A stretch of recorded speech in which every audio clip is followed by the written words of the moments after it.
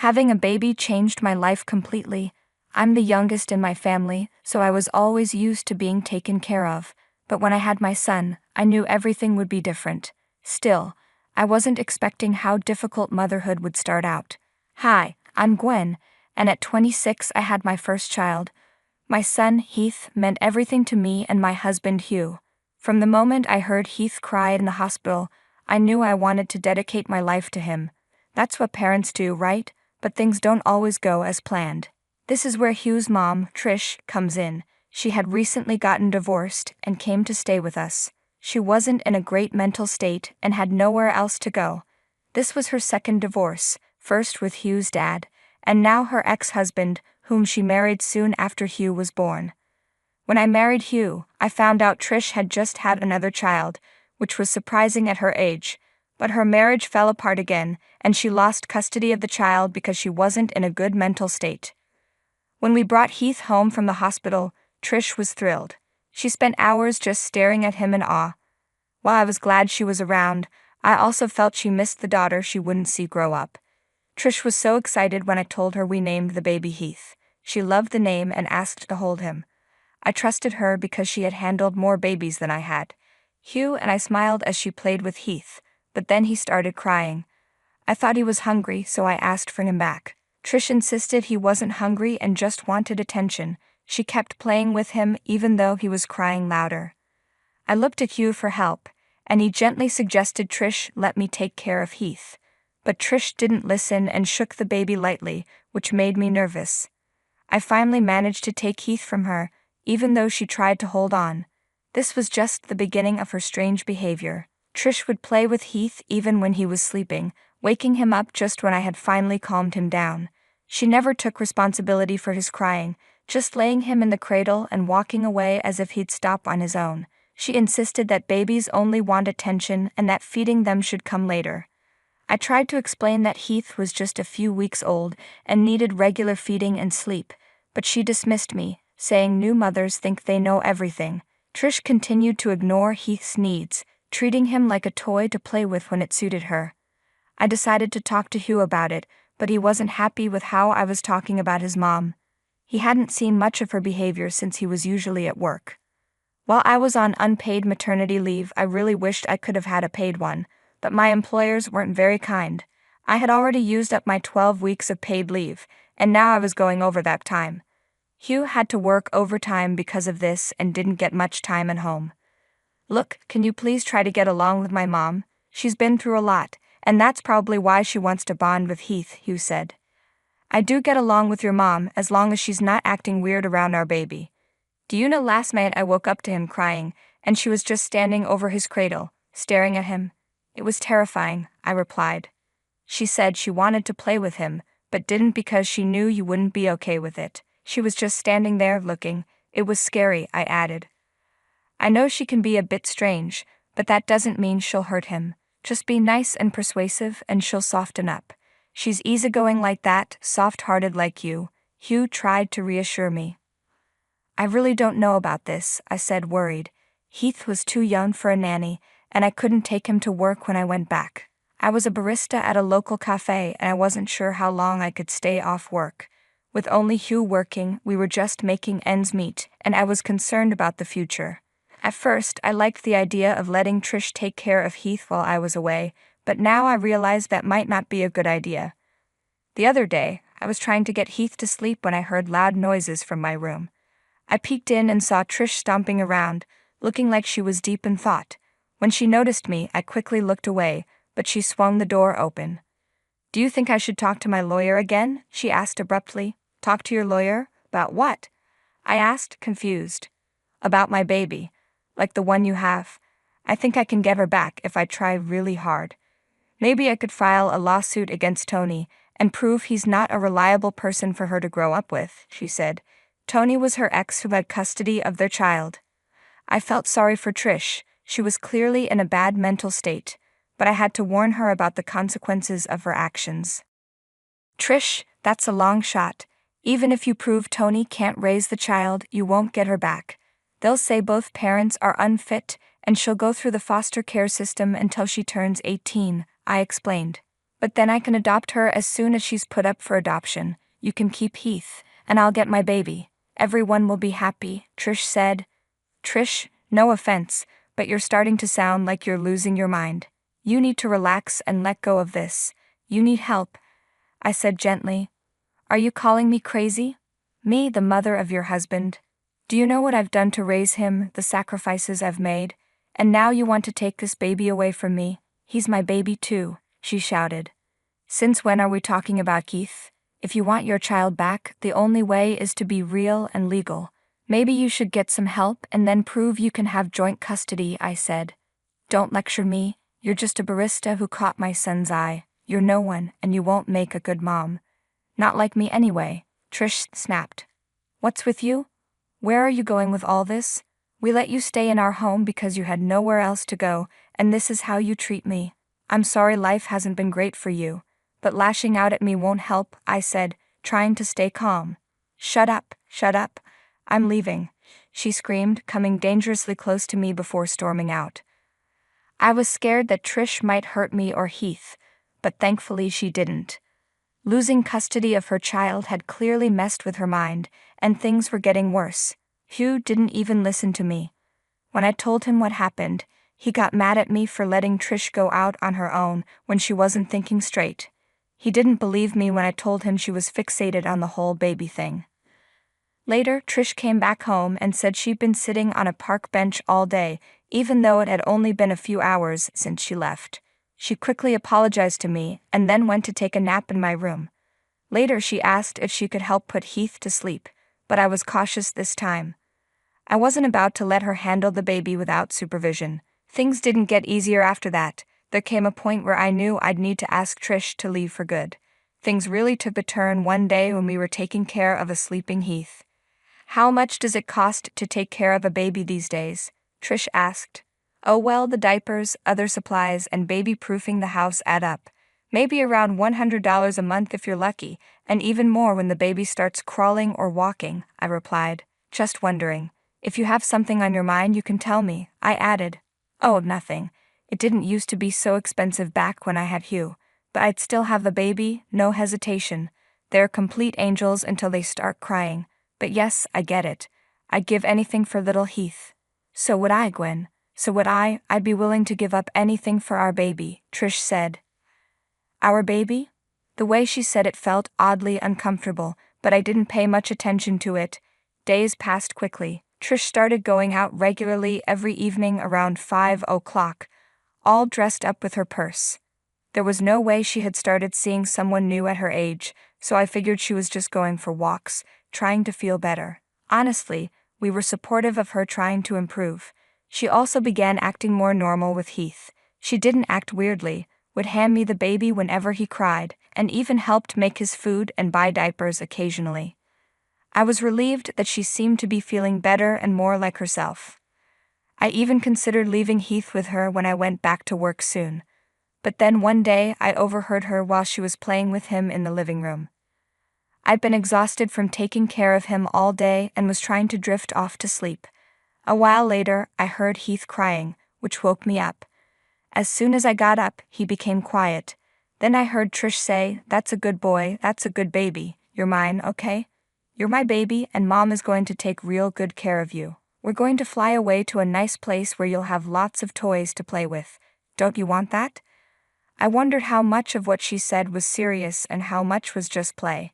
She had definitely managed to calm Heath down. When I got to my senses, I realized his cradle had been moved from my room. The cradle wasn't very heavy, but it was odd that she moved it without waking me up. When I walked into the living room, my heart skipped a beat. The cradle had been modified, and she'd hung large Christmas balls on top to entertain the baby. It looked pretty, but the problem was the balls were made of glass and could have fallen on his face at any moment. I quickly picked Heath up. "What are you doing?" "He's enjoying it," Trish said. "Trish, where did you get these Christmas balls from?" "I found them in your storeroom." "I thought he'd enjoy them," she replied. "Trish, those are really heavy. They may not seem dangerous to us, but for the baby they are. How did you tie them up there? They could fall on him any moment." "Hey, what's with all the accusing?" I got the baby to be quiet and you're still not happy with me, Trish said, sounding defensive. I appreciate that you got him to be quiet, I really do. I'm so happy you're getting along with him, but these balls are dangerous. The old plastic toy on the cradle wouldn't hurt him if it ever fell. How did you even get it down? I thought it was attached. Oh, I ripped it off. Didn't take much. I think this looks so much prettier. I don't see the problem. I understand, but please, let's take it off, okay? It could hurt him. Trish made a face but pulled the Christmas balls down. As soon as she touched them, 2 of them fell straight into the cradle and left dents in the bedding. That could have been where my child was lying.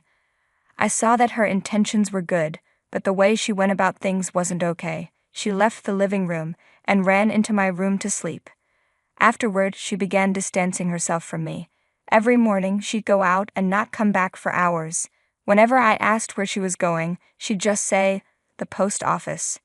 Trish kept saying she was going to the post office, but it was too far for her to be gone all day. She also started whispering strange things to Heath, and she'd smile at me in a weird way. I was getting uncomfortable, so I talked to Hugh again. "She's trying to get better. Why aren't you being supportive?" Hugh said. But she still acts strangely around Heath. She keeps telling him he's her baby and says her own name over and over so he'll say it first. You know about the Christmas balls incident, and I'm really concerned. You're overthinking this. She's taking care of our baby. Yes, the Christmas balls were a mistake, but you handled it, and she won't do it again. And you need to help her get to the post office if that's where she's going. Hugh, she's obviously not going to the post office every day. Why would she?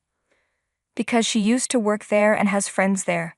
Maybe she got a part-time job. Then why wouldn't she tell us about it? I don't know, okay?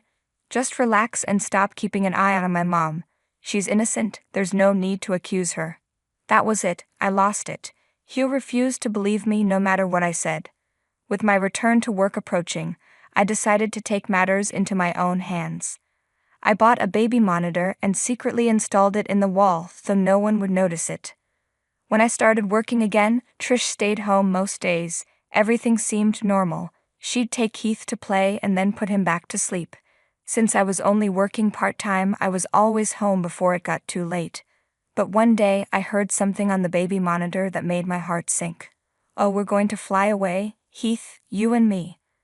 Mama has been working so hard at school, teaching little kids like you'll be someday. Oh, Mama has so many plans once she runs away with you, Trish said. I heard Heath giggle as she picked him up and spun around the room. My baby, oh little baby, do you like spinning? Do you like it? Of course you do. We're going to go far away from your little cradle. I'll get you a new one with big shiny balls on it, and you'll have a pretty mom, unlike your mom, and we'll make Daddy run away too. Yes, we will. What was going on? I was horrified. She continued spinning around the room with Heath, but when she finally sat down, Heath started crying. She placed him on the edge of the bed and held her head like she was dizzy. I panicked, thinking Heath might fall, but she picked him up just in time and put him back in his cradle. You keep crying, and I'm not giving you any more attention. In my house, you'll learn discipline from the get-go. Children these days, I swear to God, she said and slammed the door. I was deeply concerned. I recorded the footage and considered sending it to Hugh, but I wanted to make sure I wasn't overreacting. That day, I went home early, worried about my child. Trish opened the door, looking worn out and tired. She yawned and went straight to sleep without saying a word. I rushed to my room, quickly fed Heath, and calmed him down. Once he was asleep, I locked the room from the inside and started searching. Trish always carried a big red purse whenever she went out, and I needed to find it. After searching my room for almost an hour, I found nothing.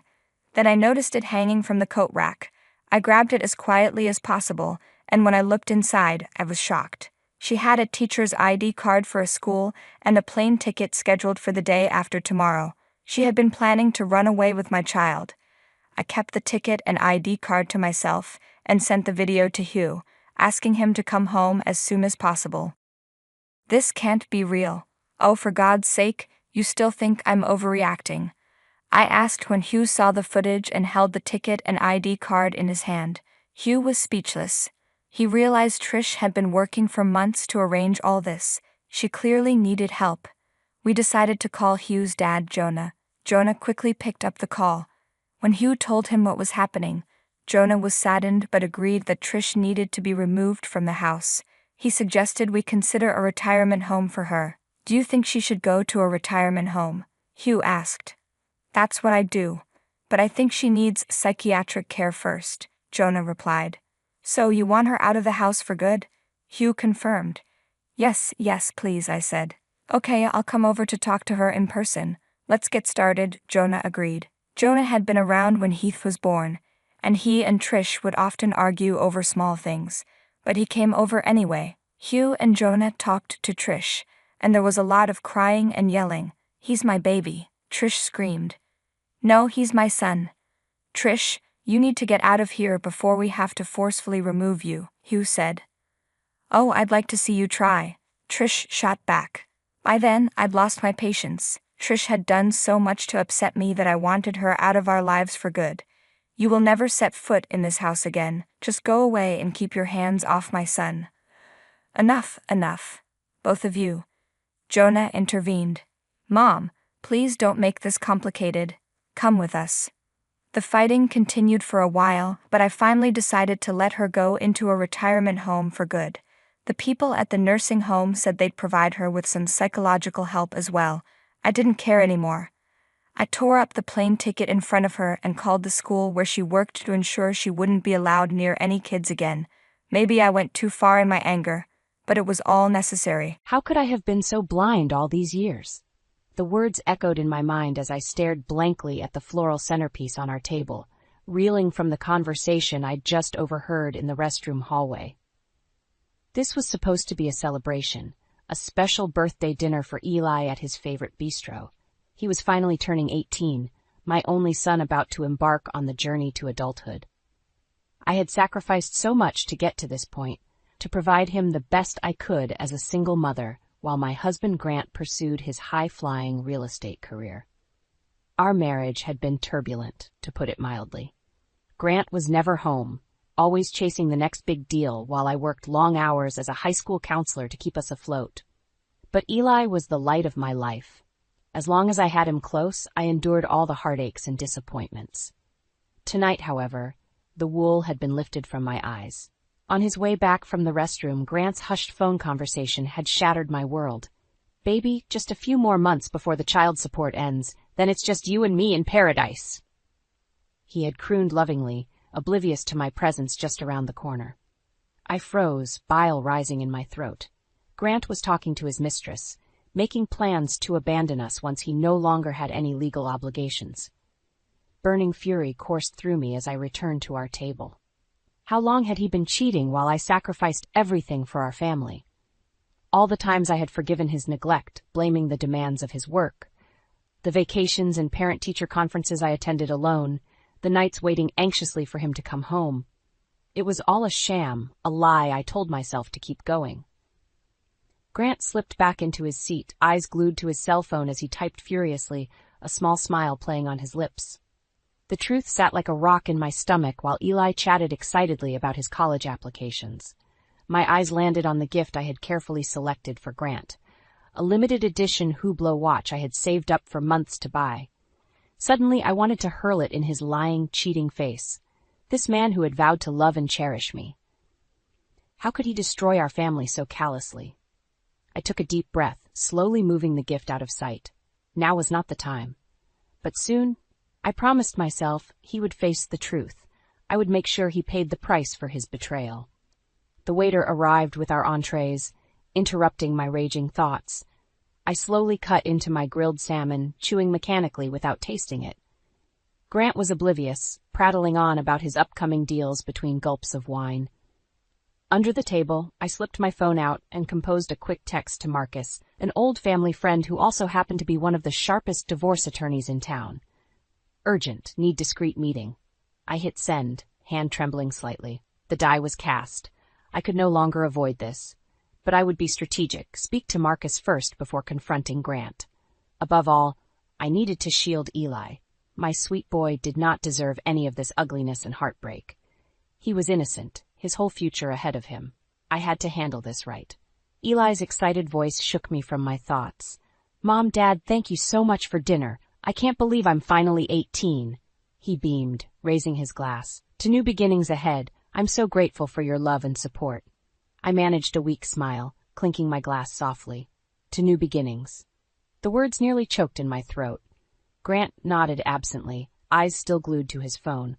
Under the table, I slipped the watch box back into my purse decisively. The lavish gift would be better served selling for a good price online. I had a divorce lawyer to pay now. Grant may have betrayed our vows without a second thought, but he would not escape so easily. I would fight for Eli, for myself, for all the years I had sacrificed holding this family together. The next chapter of my life was just beginning. The heavy wooden door creaked open, snapping me back to the present. I was sitting in Marcus's office, a tastefully decorated space that oozed success and prestige. He ushered me inside gently. "Lorraine, please have a seat. Tell me what's going on." I sank into the plush leather chair across from his desk, clutching my purse tightly. Where should I even begin? "Thank you for seeing me on such short notice, Marcus. I don't know who else to turn to right now." My voice quivered despite my best efforts. Marcus nodded, his bespectacled eyes radiating warmth and wisdom. "Take your time. What can I do to help?" I took a deep breath. "It's Grant. I just found out he's been having an affair and plans to leave us as soon as Eli turns 18. Marcus's eyebrows shot up, but he stayed silent, waiting for me to continue. "You've known us for years. You know what I've sacrificed for this family, working double shifts to cover bills when Grant's business was just starting out, handling everything at home by myself, finances, repairs, parenting. I've given everything I have." Anger and hurt welled up inside me. I thought back to all the times I'd swallowed my pain and frustration to keep the peace. The vacations and holidays I'd spent alone with Eli while Grant was tied up at work. How many signs had I missed or willfully ignored? Marcus handed me a box of tissues, his eyes brimming with compassion. I dabbed at my eyes hastily. Now was not the time for tears. I needed to be strong and strategic. I overheard him talking to his mistress last night. He promised her a new life together as soon as he's free of his obligations. All these years, and that's all Eli and I are to him, burdens to discard. I clutched my purse tighter, feeling the small birthday gift I'd never had the chance to give Grant. That watch would fetch a good price toward my legal fees. Grant owed me that much and more. Marcus scribbled some notes, glancing at his monitor. "I see. And have you spoken to Grant directly about this?" I shook my head. "Not yet. I wanted to consult you first. See what my options are, especially finances and custody for Eli." At 18, Eli was legally an adult, but he still had a semester of high school before graduation. I needed to protect him, give him stability and care until he was fully on his own 2 feet. Marcus nodded sagely, steepling his fingers under his chin. "You're being wise. Why don't you tell me more about your current situation? I can provide some recommendations once we have all the details." I spent the next hour laying everything bare, our assets, accounts, debts. Marcus took copious notes, only interrupting occasionally to ask thoughtful questions. In the 20 years I'd known him, his calm demeanor and sharp intellect had never wavered. He inspired confidence and trust. By the time we finished reviewing the paperwork, I felt lighter. Talking it all through had cleared my mind and firmed my resolve. I would not back down quietly or cave to Grant's intimidation. Too much was at stake. Marcus leaned back, removing his glasses. "I know this is difficult, Lorraine, but you have several excellent options, especially given the evidence you have." He outlined a solid game plan to protect myself and Eli financially, while gathering more proof of Grant's misdeeds. Marcus would be discreetly consulting trusted colleagues to build an airtight case. For the first time in days, I felt hope stirring inside me. I had an ally now, someone dependable who could guide me through the turbulent times ahead. Grant may hold the money and resources, but I held the moral high ground. With strategic courage, I could still gain the advantage. The next move was mine. "Mom, he can't get away with this." Eli's voice echoed loudly in the quiet kitchen. I shushed him gently. It was past midnight, and I didn't want to wake the neighbors. "Lower your voice, sweetie. I know you're upset, but we have to be smart about this." I slid a cup of chamomile tea over and motioned for him to sit. We both needed to calm down and think clearly. Eli took a deep breath, clutching the mug tightly. "I just can't believe Dad would do this to us. And that woman Clara, she knew he was married. They have to pay for what they've done. I nodded wearily. My sweet boy didn't deserve to have his world shattered like this. When I first told him about Grant's affair, he had raged and cried, cursing his father's name.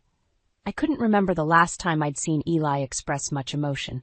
He was usually so stoic, immersed in his studies. This betrayal had cut deep. Revenge won't solve anything right now, I said gently. We need to be smart and gather evidence against them first. Marcus had advised documenting proof of Grant's long-term affair and reckless spending to gain leverage in the divorce proceedings. Hitting him where it hurt, his reputation and his money, was the smartest play. Eli gripped his mug tighter, eyes blazing. I can talk to some of Dad's former assistants and colleagues. Maybe they know something that could help. I hesitated. Eli's grades were stellar, and I didn't want him getting distracted or consumed by vengeance, but having an extra set of hands could be useful. Just be discreet, I finally said. Don't let it affect your schoolwork. Getting that academic scholarship is what matters most. Eli nodded. I know, Mom. My grades will stay up, I promise. I just want to help bring Dad to justice. His jaw was set stubbornly. Clearly, I wouldn't be able to talk him out of this crusade. Perhaps it would even be cathartic for Eli to actively contribute to holding Grant accountable. Okay, but no confrontations, and don't give your father any reason to suspect us. I squeezed his hand gently. Now get some rest. You have exams next week. Eli hugged me tightly before shuffling off to bed, still mumbling curses at his father. I stayed up late finalizing my divorce filing papers and financial disclosures. Grant's sweet little mistress Clara was in for a rude awakening when she realized the price of her new life. Served her right for helping destroy my family and my trust. Over the next few weeks, Eli and I fell into an easy routine gathering evidence separately while maintaining normalcy on the surface. To the outside world, we were still one big, happy family. Meanwhile, Eli worked his charm getting incriminating details from Grant's friends, staff, and colleagues. My boy had his father's gift for persuasion, albeit with better motives. Slowly but surely, our documentation grew. Between Marcus's legal preparations and Eli's social sleuthing, everything was falling into place. My confrontational dinner with Grant was just a week away. Once Eli graduated, I could serve Grant the divorce papers along with a healthy dose of karmic payback. The anticipation made my heart race. For today, though, I had to set those thoughts aside. Eli's high school graduation ceremony was about to start. As he crossed the stage to accept his diploma, tall and handsome in his robe and mortarboard, I felt my heart swell with pride. Against all odds, my boy had made it. His life was just beginning, full of promise and possibility, and I would fight with my last breath to protect the future he deserved. I stared at the folder in front of me, anxiety and anticipation swirling in my gut. It contained the culmination of weeks of careful planning and evidence gathering, everything needed to confront Grant and destroy his twisted lies once and for all.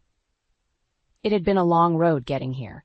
The sleepless nights spent digging through old financial records and emails, looking for any shred of proof. Eli working his charm to get the truth from Grant's colleagues. My endless strategy sessions with Marcus to build an airtight case. We were as ready as we could be. And yet, my hands trembled as I held the sealed manila folder.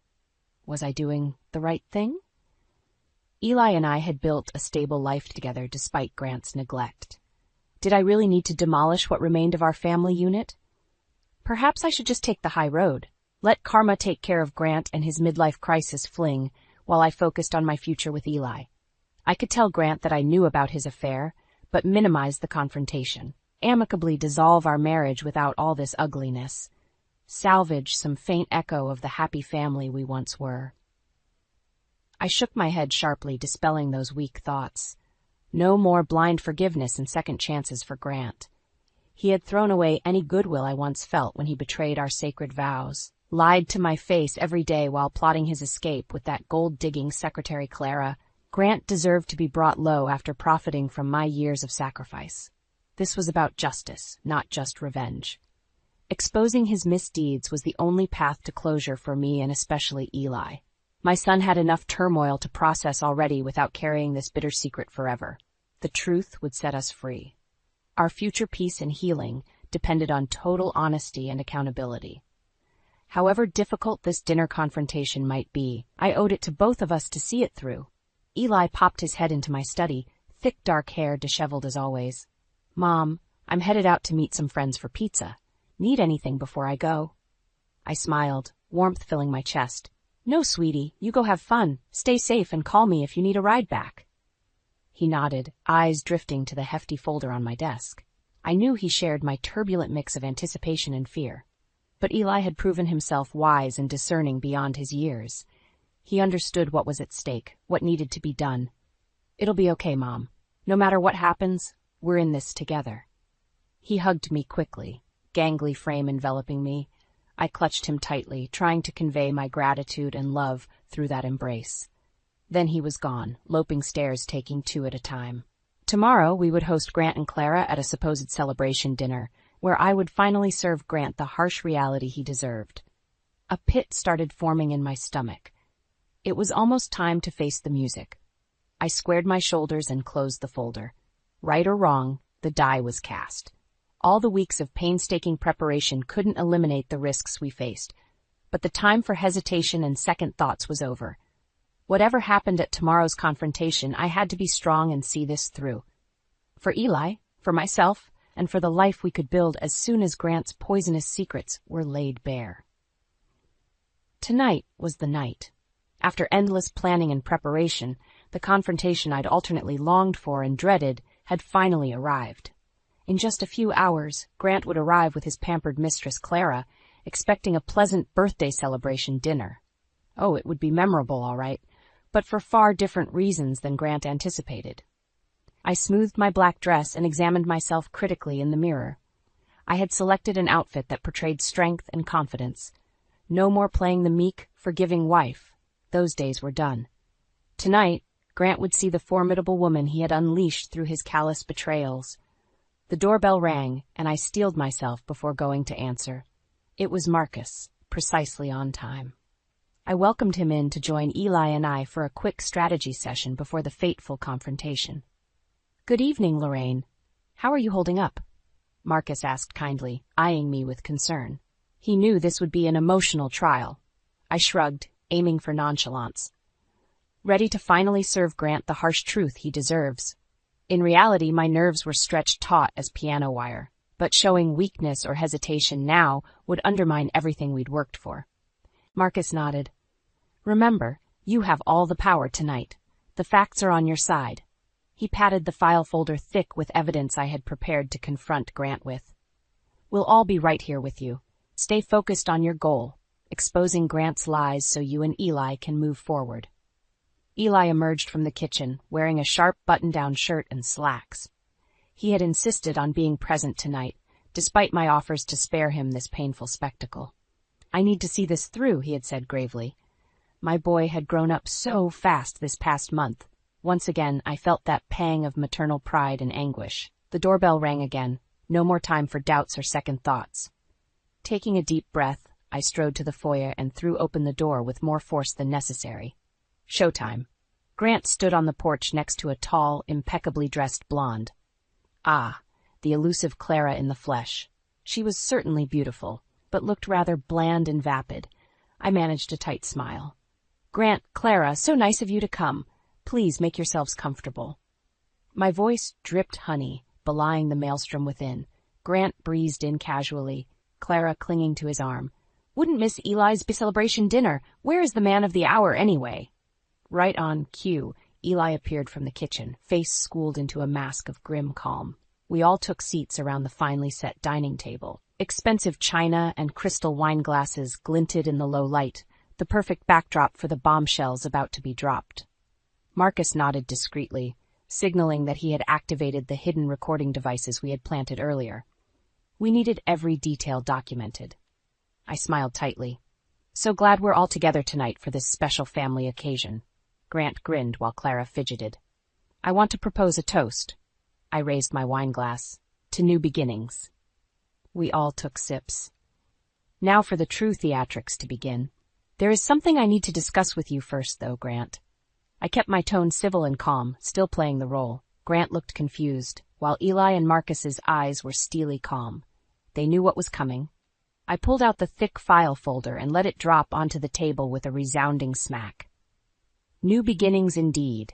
For example, your new beginning with Clara here, while our marriage was still very much intact. Grant paled rapidly. What are you talking about? He sputtered. Too late. The trap was sprung. I smiled icily. I think you know very well, but allow me to refresh your memory. I opened the folder slowly, watching Grant and Clara's eyes widen. Let's start with the credit card statements, shall we? I pulled out a stack of papers. Some very interesting hotel charges the past few years while you were working late. Grant sputtered, face rapidly turning red. I can explain. I silenced him with a look. Save it.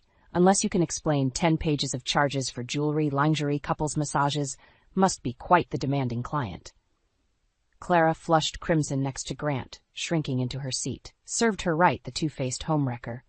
And that's just the start. I slammed down another stack of papers. Emails to your assistant clear back to 2012, dictating love notes to your dearest Clara? I shook my head in mock sadness. You always were sloppy with covering your digital tracks. How did you? Grant stared at the mounting evidence, eyes bulging. I felt a surge of dark satisfaction at finally puncturing his brazen facade. It doesn't matter how. What matters is you being held fully accountable for destroying this family. My voice remained icy calm, strengthened by the righteous fury coursing through me. I pressed on, spurred by years of pent-up hurt and betrayal. Oh, and let's not forget the offshore accounts. Quite a lot of marital assets diverted without my knowledge. I'm sure the court will have questions. With that, I turned my gaze to Marcus, who had been silently observing. His face was a mask of restrained fury. He rose slowly from his seat. Good evening, Grant, Clara. I'm Marcus Wright, attorney representing Lorraine during these divorce proceedings. Grant's face somehow turned even paler. I drank in his shocked expression, thrilled to finally have gained the upper hand. As you can see, we have compiled extensive evidence of your financial malfeasance and infidelity. Lorraine has a rock-solid case for an extremely favorable divorce settlement and child support. Marcus motioned to the damning array of documents.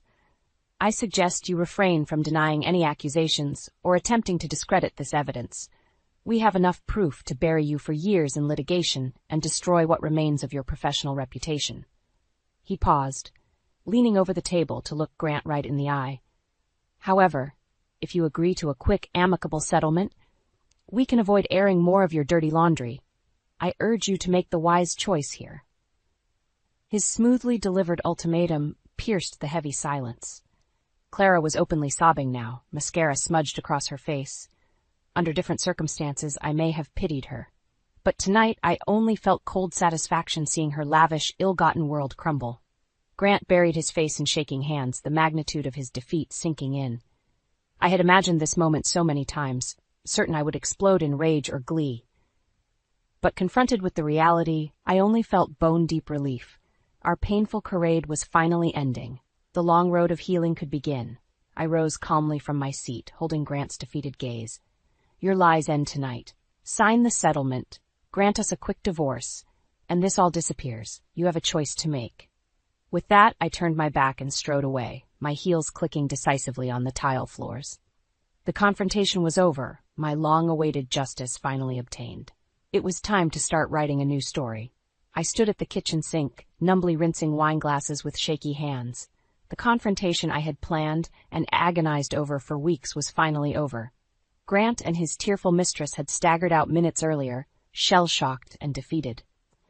Marcus stepped up beside me, gently prying the glass and sponge from my clenched fingers. It's done, Lorraine. You were strong and decisive, just as we planned. His kind eyes radiated reassurance. Go rest. I'll finish up here.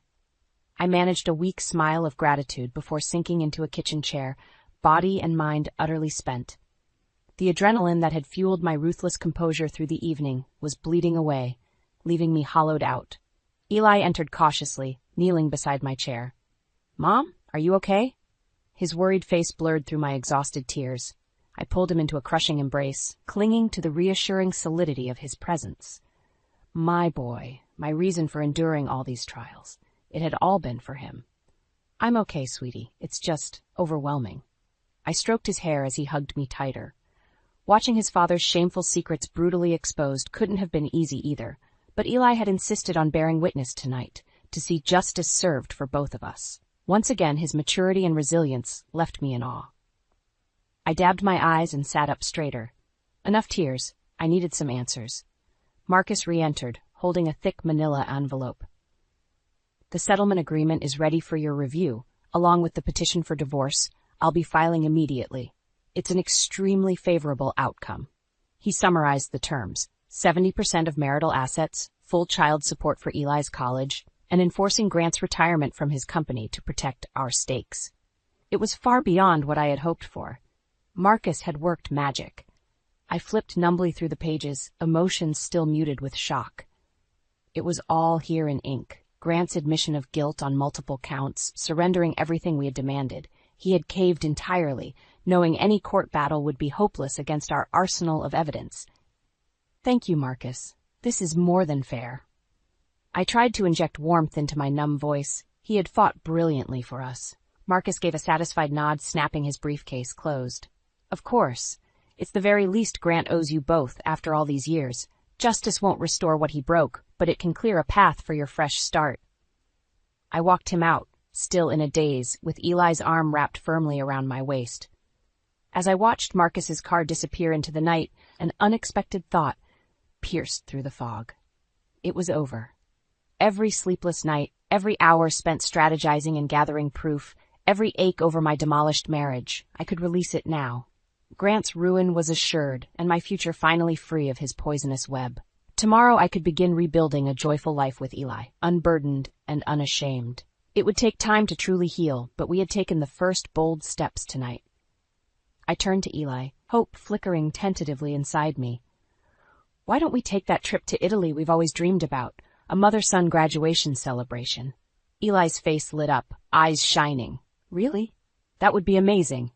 I hugged him tightly once more before heading upstairs, the promise of tomorrow's freedom propelling my tired steps. I could rest easy at last, justice served and a new dawn awaiting. The past was finally laid to rest. Warm sunlight filtered through swaying Italian cypress trees as Eli and I strolled down a cobblestoned path, gelato in hand. It had been 2 blissful weeks since we'd arrived in Tuscany for a celebratory graduation trip, courtesy of Grant's newly liquidated assets. Italy was just as beautiful and healing as I'd hoped. Long leisurely days spent exploring quaint hillside towns and tasting delicious local wine and cuisine. Evenings spent laughing with Eli over home-cooked meals on our villa's patio, looking out over rolling vineyards stretching to the horizon. Our confrontation with Grant already felt like a distant memory. Being immersed in the beauty and serenity of Italy made those painful chapters of our life somehow smaller. Petty, even. I sighed contentedly, linking my arm through Eli's as we walked. "How's your pistachio gelato, sweetie?" He grinned. "Amazing, as always. This was the best graduation gift ever, Mom." My heart swelled. "You deserve it, kiddo. I'm so proud of you." Watching Eli relax into his carefree young self again after shouldering so much responsibility and heartache had been the greatest joy. He would return home ready for college, unburdened by his father's toxicity. We arrived back at the villa as the setting sun bathed the terracotta roof tiles in golden light. I curled up on a lounge chair with a glass of Chianti, flipping idly through my discarded novel.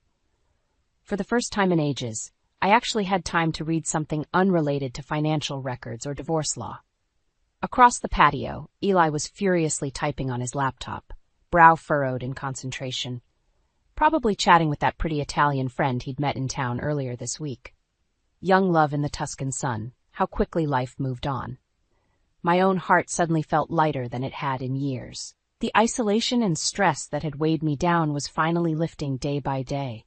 I was remembering what it felt like to breathe freely, revived by new possibility. A notification from my lawyer back home interrupted my musings. Marcus had sent through the final divorce decree, officially dissolving my tattered marriage. In the attachment, he included a brief update on Grant's downfall. I quickly skimmed through. Grant had submitted his resignation from the company, disappearing quickly and quietly as agreed. His reputation was mud in the industry after rumors of embezzlement and misconduct surfaced. No cushy CEO positions awaited him now. A vindictive part of me hoped he was suffering, consumed by shame and regret over losing his wealth and stature. But an even larger part simply felt indifferent. Grant no longer held any power over me, for better or worse. I stretched out on the lounge chair contentedly. The sun had set, leaving a dusky purple hue over the vineyards. Somewhere nearby, cicadas chorused softly. Eli wandered over and squeezed my shoulder. "Hey, Mom, want to go grab dinner in town tonight? My treat." I smiled, pride and gratitude welling up. "That sounds perfect, honey." Arm in arm, we made our way slowly down the winding path toward town. The past was finally laid to rest, granting me passage to a life reclaimed, and I intended to savor every luminous step ahead with my boy beside me. Justice had been done, and hope's first tender shoots were rising from the ashes at last. Our new story was just beginning. I'm Anna Richardson, 28 years old, and up until recently, my life was a fairy tale. Or so I thought. The memory of my wedding day is still vivid in my mind. My family, although supportive, had reservations. Their biggest concern? Gregory Hartman, my husband, had been divorced once before, and his first marriage had barely lasted a year. Irreconcilable differences, they said. But I was in love, and love, I believed, could conquer all. My father's eyes were moist when he gave me away. "Be happy, Anna," he whispered, his voice laced with unspoken worries. "Gregory, she's in your hands now." Gregory had smiled, his confidence unwavering. "I won't let you down, sir," he had promised. But promises are like glass, easily shattered. This morning, like every morning since our wedding, I woke up to find Gregory's side of the bed cold and empty. I used to wake up earlier to prepare breakfast and see him off to work with a kiss. Now the kisses had stopped, and so had the warm goodbyes. "Gregory, breakfast is ready," I called out, forcing cheerfulness into my voice. "Yeah," was all he grunted in response, not even glancing my way as he grabbed his coat and headed for the door. The difference was stark. Before marriage, Gregory was attentive, loving. Now he was like a stranger, a cold, distant figure occupying the same space, but sharing none of the warmth we once had. I tried to brush off the nagging feeling of unease. Maybe it's just the stress of his job, I told myself. But deep down, I knew something was fundamentally wrong. The turning point came today, in the most unexpected way. Gregory had left his phone on the kitchen table. Usually, I respected his privacy, but something compelled me to glance at the screen when it lit up with a new message. "Thanks for last night. Can't wait to see you again." The sender's name was Claire. A wave of nausea hit me as I stared at the message, the room spinning around me. My heart pounded in my chest, a mix of anger, betrayal, and disbelief coursing through me. This was it. The moment everything came crashing down. The man I loved, the man I had married, was not who I thought he was. I felt a bitter laugh escape my lips. All those times I had defended him, believed in him, and he was betraying me. My family's concerns, my friends' subtle warnings, everything made sense now. I knew what I had to do. The thought of divorce had crossed my mind before, but I had pushed it away, hoping things would get better. But not anymore. I couldn't live a lie. As I stood there, lost in my thoughts, Gregory walked back in, having forgotten his phone. Our eyes met, and for a moment I saw a flicker of something in his eyes. Guilt, fear? It didn't matter. "Anna, what's wrong?" he asked, his voice tinged with concern that seemed so fake now. "Nothing," I replied, my voice steady, "just thinking about how things change." He didn't press further, simply grabbing his phone and leaving. But in that moment, I made up my mind. I would confront him, and I would free myself from this sham of a marriage. Little did Gregory know, he had just pushed me to the edge, and I was ready to push back. I sat at my desk, staring blankly at the computer screen. Work used to be a place of solace, a distraction from the growing troubles at home. But today it felt like a cage. My thoughts kept drifting back to Gregory, to that message from Claire, and to the love that once felt so real. It was here, in this very office, where I had first met Gregory Hartman. He was charming, confident, and his laughter was infectious. I remember how he would always find an excuse to pass by my desk, how our coffee breaks became frequent and longer. Back then, I was just Anna, an employee in my father's company, not the CEO's daughter. When Gregory found out about my family, I saw a flicker of surprise in his eyes, but he quickly masked it with a smile. "You're full of surprises, Anna," he had said. That moment made me believe he loved me for me, not for my background. But now, as I reflected on our past, I couldn't help but wonder if I had been naive. The Gregory I knew before our marriage was caring, attentive, and always put me first. The Gregory I lived with now was a stranger. "Anna, you okay?" My colleague Sarah peered at me with concern. "Just a bit distracted," I replied, forcing a smile. I tried to focus on my work, but my mind was in turmoil. Gregory's change was gradual but undeniable. He started coming home late, often missing dinner. Our conversations dwindled to monosyllables. His once warm embrace turned cold, and his kisses disappeared. But the worst part was his indifference. The way he would shrug off my attempts at conversation, the way he ignored my presence, it was like living with a ghost. "Anna, you've been different since you got married," Sarah had once commented. I brushed it off, not wanting to admit that my marriage was crumbling. Today, my denial was shattered. The evidence was there on Gregory's phone. The late nights, the lack of interest, it all made sense. He was having an affair. As the day came to an end, I packed my things and headed home. The house felt empty, just like my heart. I needed answers, and I needed to confront Gregory. When he finally came home, I was ready. "We need to talk," I said, my voice steady. Gregory looked surprised but nodded. "What's wrong?" "It's about us, Gregory. About our marriage," I began. "I know about Claire." For a moment, Gregory looked like a deer caught in headlights. Then he composed himself. "Anna, I can explain," he started, but I raised my hand to stop him. "I don't want your excuses, Gregory. I want the truth. Why did you marry me? Was it ever real, or was it all just a game to you?" Gregory sighed, running a hand through his hair. "Anna, it's complicated." "No, it's simple. You lied, you cheated," I countered, the hurt evident in my voice. "We talked, or rather, I talked and Gregory listened. He tried to explain, to justify his actions, but his words fell on deaf ears. The trust was broken, and with it, our marriage.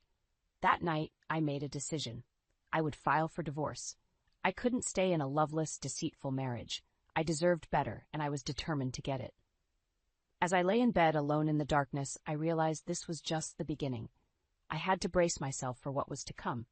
But one thing was clear. I would not let Gregory Hartman ruin my life. The morning light crept through the curtains, casting a warm glow across the room. It was a stark contrast to the coldness that had settled in my heart. Today was the day I had decided to confront Gregory about everything. His infidelity, his indifference, the sham our marriage had become. I rehearsed what I would say, how I would say it. I needed him to understand the depth of my hurt, the betrayal I felt. But more than that, I needed closure. I needed to know why. As the day dragged on, my resolve only grew stronger. When Gregory finally came home, I was ready. I had prepared dinner, not as an act of reconciliation, but as a setting for our final conversation as husband and wife. "Gregory, we need to talk," I said firmly as we sat down. He looked up, a flicker of annoyance crossing his face. "What now, Anna?" "It's about us. About our marriage," I started, trying to keep my voice steady. "I know about your affair with Claire. I saw the messages." For a moment, Gregory was silent. Then he let out a heavy sigh. "Anna, it's not what you think." "Then what is it, Gregory? Enlighten me, because from where I'm standing, it looks like you've been lying to me since the day we got married." Gregory shifted uncomfortably. "It's complicated. You wouldn't understand." "Try me," I challenged, my voice rising slightly. Gregory looked at me, his expression hardening. "Fine. You want the truth? I was bored, Anna. Our marriage became a routine, and I needed something more. I felt as if I had been slapped." "So you decided to have an affair because you were bored?" "Yes, I guess I did," he admitted, his voice void of remorse. The pain in my chest was almost physical. "And what about our vows? What about everything we promised each other?" Gregory shrugged. "Things change, Anna. People change." I stared at him, my vision blurring with tears. This was not the man I married. This was someone else, someone cold and unrecognizable. "You know what, Gregory? I can't do this anymore. I can't be with someone who has so little regard for me, for our marriage. I want a divorce." Gregory's expression didn't change. "If that's what you want." It was said with such indifference it stung more than any argument could. I had hoped for some sign of the man I once loved, some indication that he cared. But there was nothing. That night I lay awake, staring at the ceiling. The reality of what had transpired sunk in. I was going to be alone, divorced at 28. But amidst the fear and uncertainty, there was also a sense of relief. I was finally freeing myself from a loveless marriage. The next few weeks were a blur of paperwork and legal consultations. I moved back into my old room at my parents' house, seeking comfort in the familiarity of my childhood home. My father was supportive, though I could see the worry in his eyes. "You'll get through this, Anna," he assured me. "You're stronger than you think." And deep down, I knew he was right. This was not the end of my story, it was just a new beginning. A beginning where I could find myself again, away from the shadows of a marriage that was never meant to be. As I signed the last of the divorce papers, I felt a weight lift off my shoulders. It was over. I was free. And for the first time in a long time, I felt hope for the future. The world outside seemed to carry on as usual, but for me, everything had changed. The finality of signing those divorce papers marked the end of a chapter in my life. A chapter filled with love turned sour, dreams turned to dust. In the weeks that followed, I found myself oscillating between relief and bouts of sadness. I had been so sure that Gregory was my forever, but now I was starting to rebuild my life without him. Despite the hurt, a part of me yearned for closure. I needed to understand why Gregory did what he did. Why he chose to betray our vows, our love. I needed answers, not for him, but for myself. Driven by this need, I decided to hire a private investigator. It was a drastic step, but the truth was worth it. The PI I hired was a seasoned professional, and within days, he had gathered enough evidence to paint a clear picture of Gregory's infidelity. The report was detailed, complete with timestamps and photographs. It showed Gregory and Claire, his co-worker, together at various locations, their body language unmistakably intimate. My heart ached as I looked at the images, but it also solidified my decision to leave him. Armed with this evidence, I confronted Gregory again. This time, there was no dinner, no pretense of civility. We met in a neutral location, a quiet park where the autumn leaves painted the ground in hues of orange and brown. "Gregory, look at these," I said, handing him the folder of evidence. He flipped through it, his face unreadable. When he finally looked up, his eyes were cold. "What do you want, Anna?"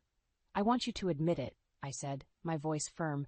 "Admit that you cheated, that our marriage was a lie to you." Gregory sighed, closing the folder. "Yes, I cheated, but our marriage wasn't a lie, Anna. I just needed more." His confession, though expected, still hurt. "More? I gave you everything, Gregory. I loved you with all my heart. And I appreciated that," he said, almost too casually. "But sometimes love isn't enough." His words cut deep, but they also brought clarity. This was who Gregory was, a man for whom love was a convenience, not a commitment. "I hope one day you realize what you've lost," I said, standing up. "Goodbye, Gregory." As I walked away, I felt a strange mix of sorrow and liberation. I had loved Gregory with all I had, but now I was ready to let go. The path ahead was uncertain, but it was mine to shape. In the days that followed, I dove into work, finding solace in the routine. My colleagues, sensing the change, offered support in their own ways. It was comforting to know I wasn't alone.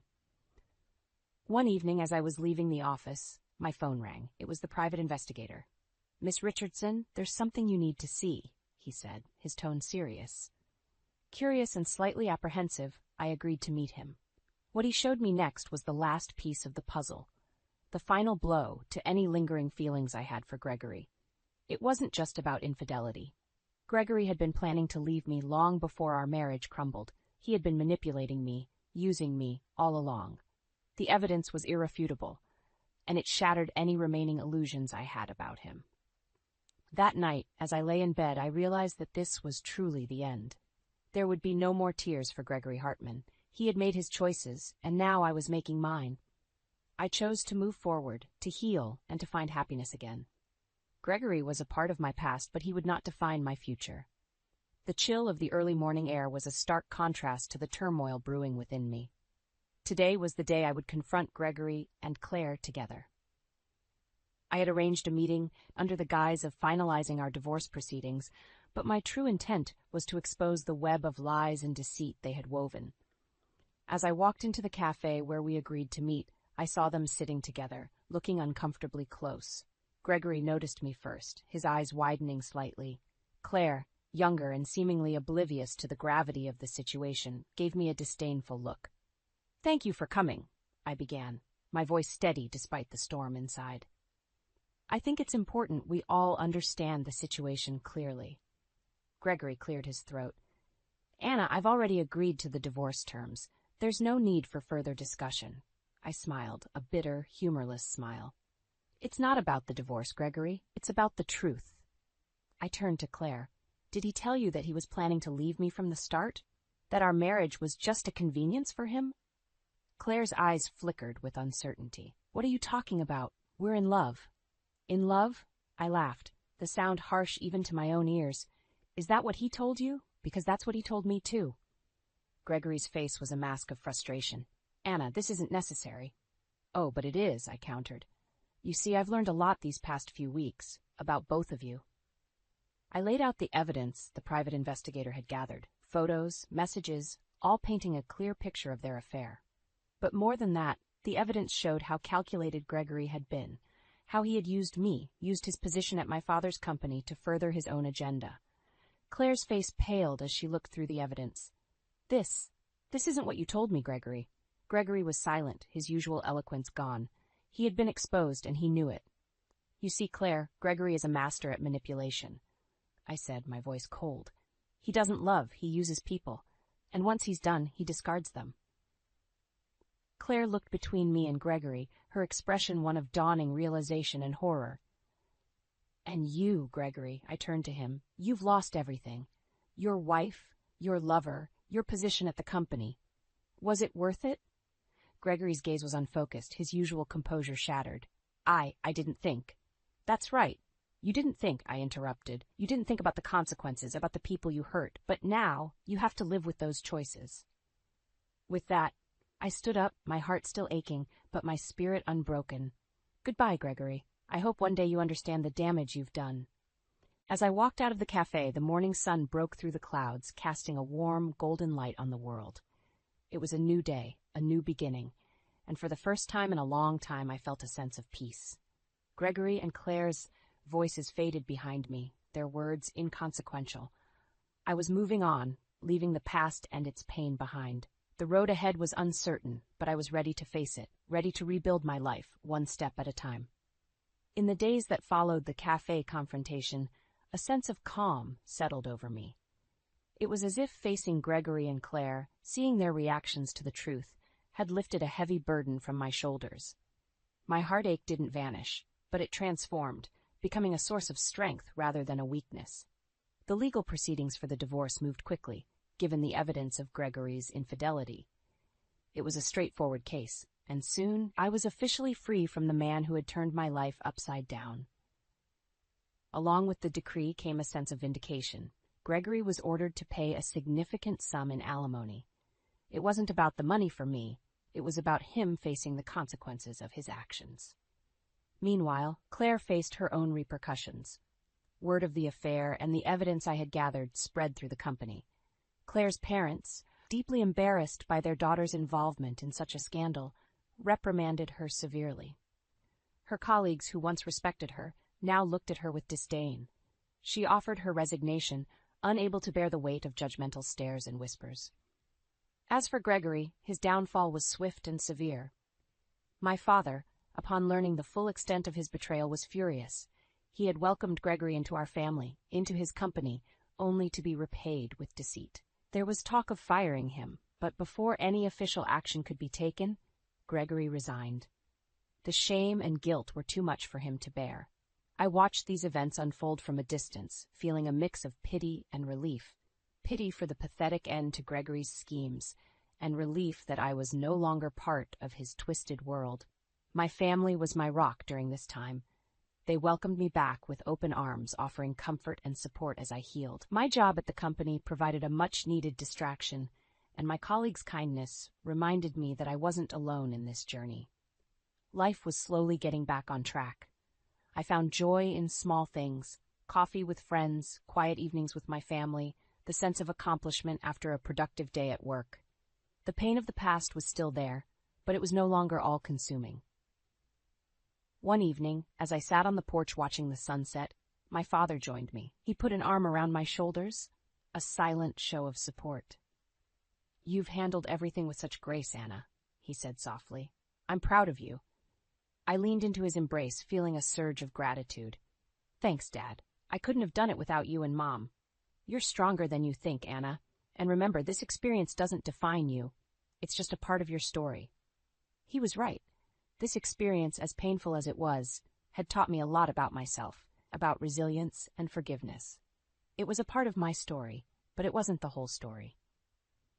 As the sky turned a deep shade of orange, I made a silent vow to myself. I would move forward, embrace life, and open my heart to new possibilities. The future was uncertain, but it was mine to shape. The days turned into weeks, and slowly the scars of my past began to heal. The journey wasn't easy. There were moments of doubt and pangs of loneliness, but with each passing day, I grew stronger, more resilient. My life had taken an unexpected turn, and in the process, I had discovered a strength I never knew I had. The experience with Gregory, as painful as it was, taught me invaluable lessons about trust, love, and self-worth. I learned that love should never be taken for granted, nor should it be a one-sided sacrifice. I understood the importance of mutual respect and the courage it takes to walk away from a situation that no longer serves you. Most importantly, I realized that my happiness and well-being were in my own hands. As I moved forward, I found comfort in my work, joy in the company of friends and family, and peace in my own solitude.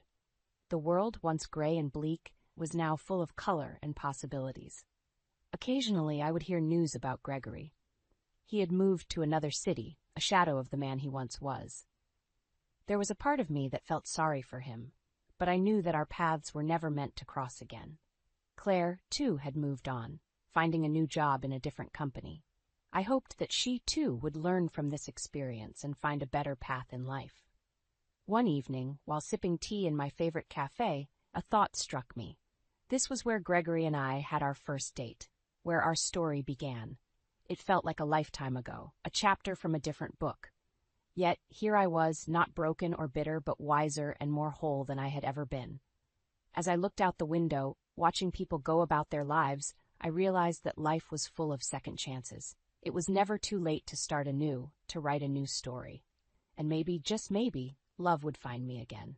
But this time, I would be ready. I would enter it with open eyes, a strong heart, and the wisdom gained from my past. The cafe door chimed, and a burst of laughter filled the room. Life was moving on, and so was I. With a smile, I turned my gaze back to the bustling street, my heart filled with hope for what the future might hold. The day started like any other, with the usual rush to get ready for work and drop my daughter off at school. But as I sat down at my desk, surrounded by fabric samples and design sketches, my phone rang.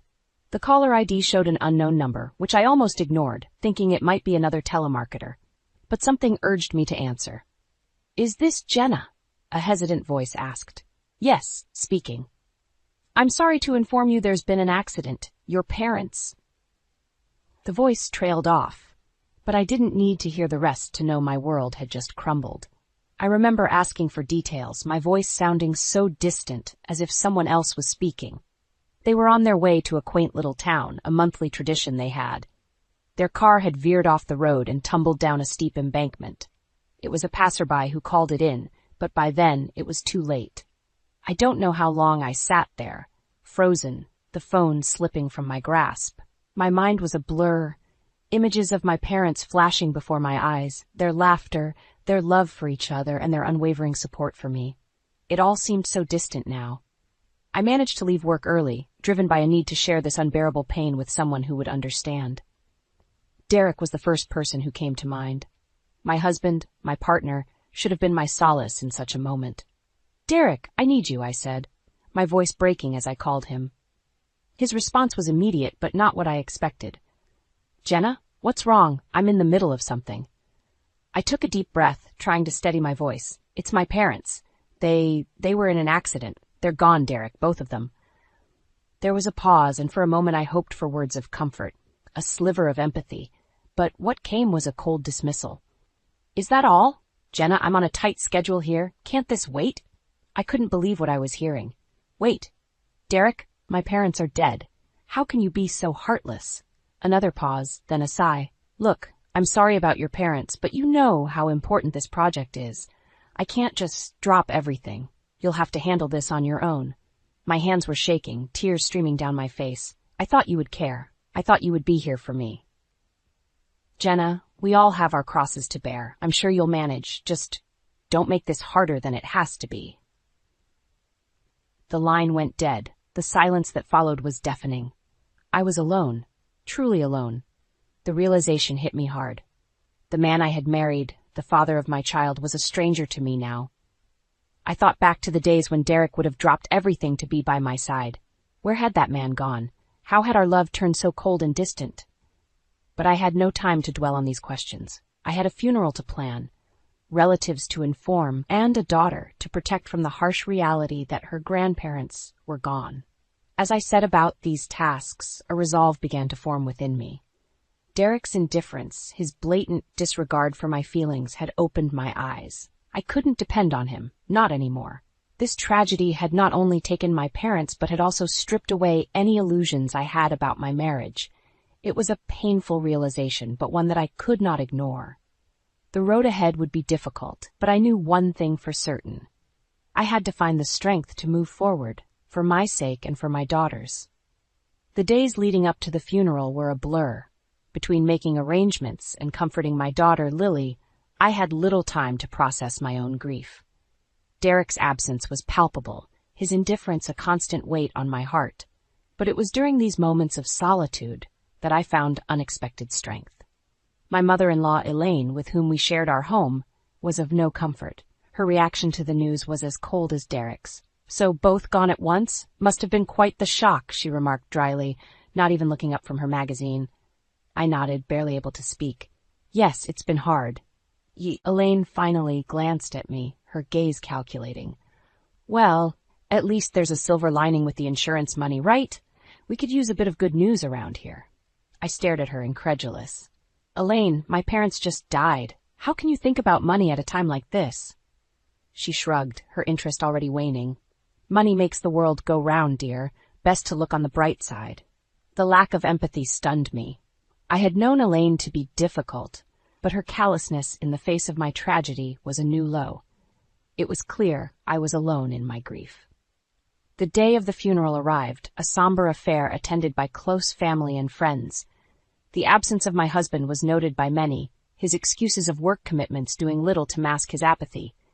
It was a slap in the face, a public display of his disregard for our family. After the service, as I stood by the graveside, my cousin approached me, her expression a mix of concern and anger. "I can't believe Derek didn't show up. How could he be so heartless?" I shook my head, fighting back tears.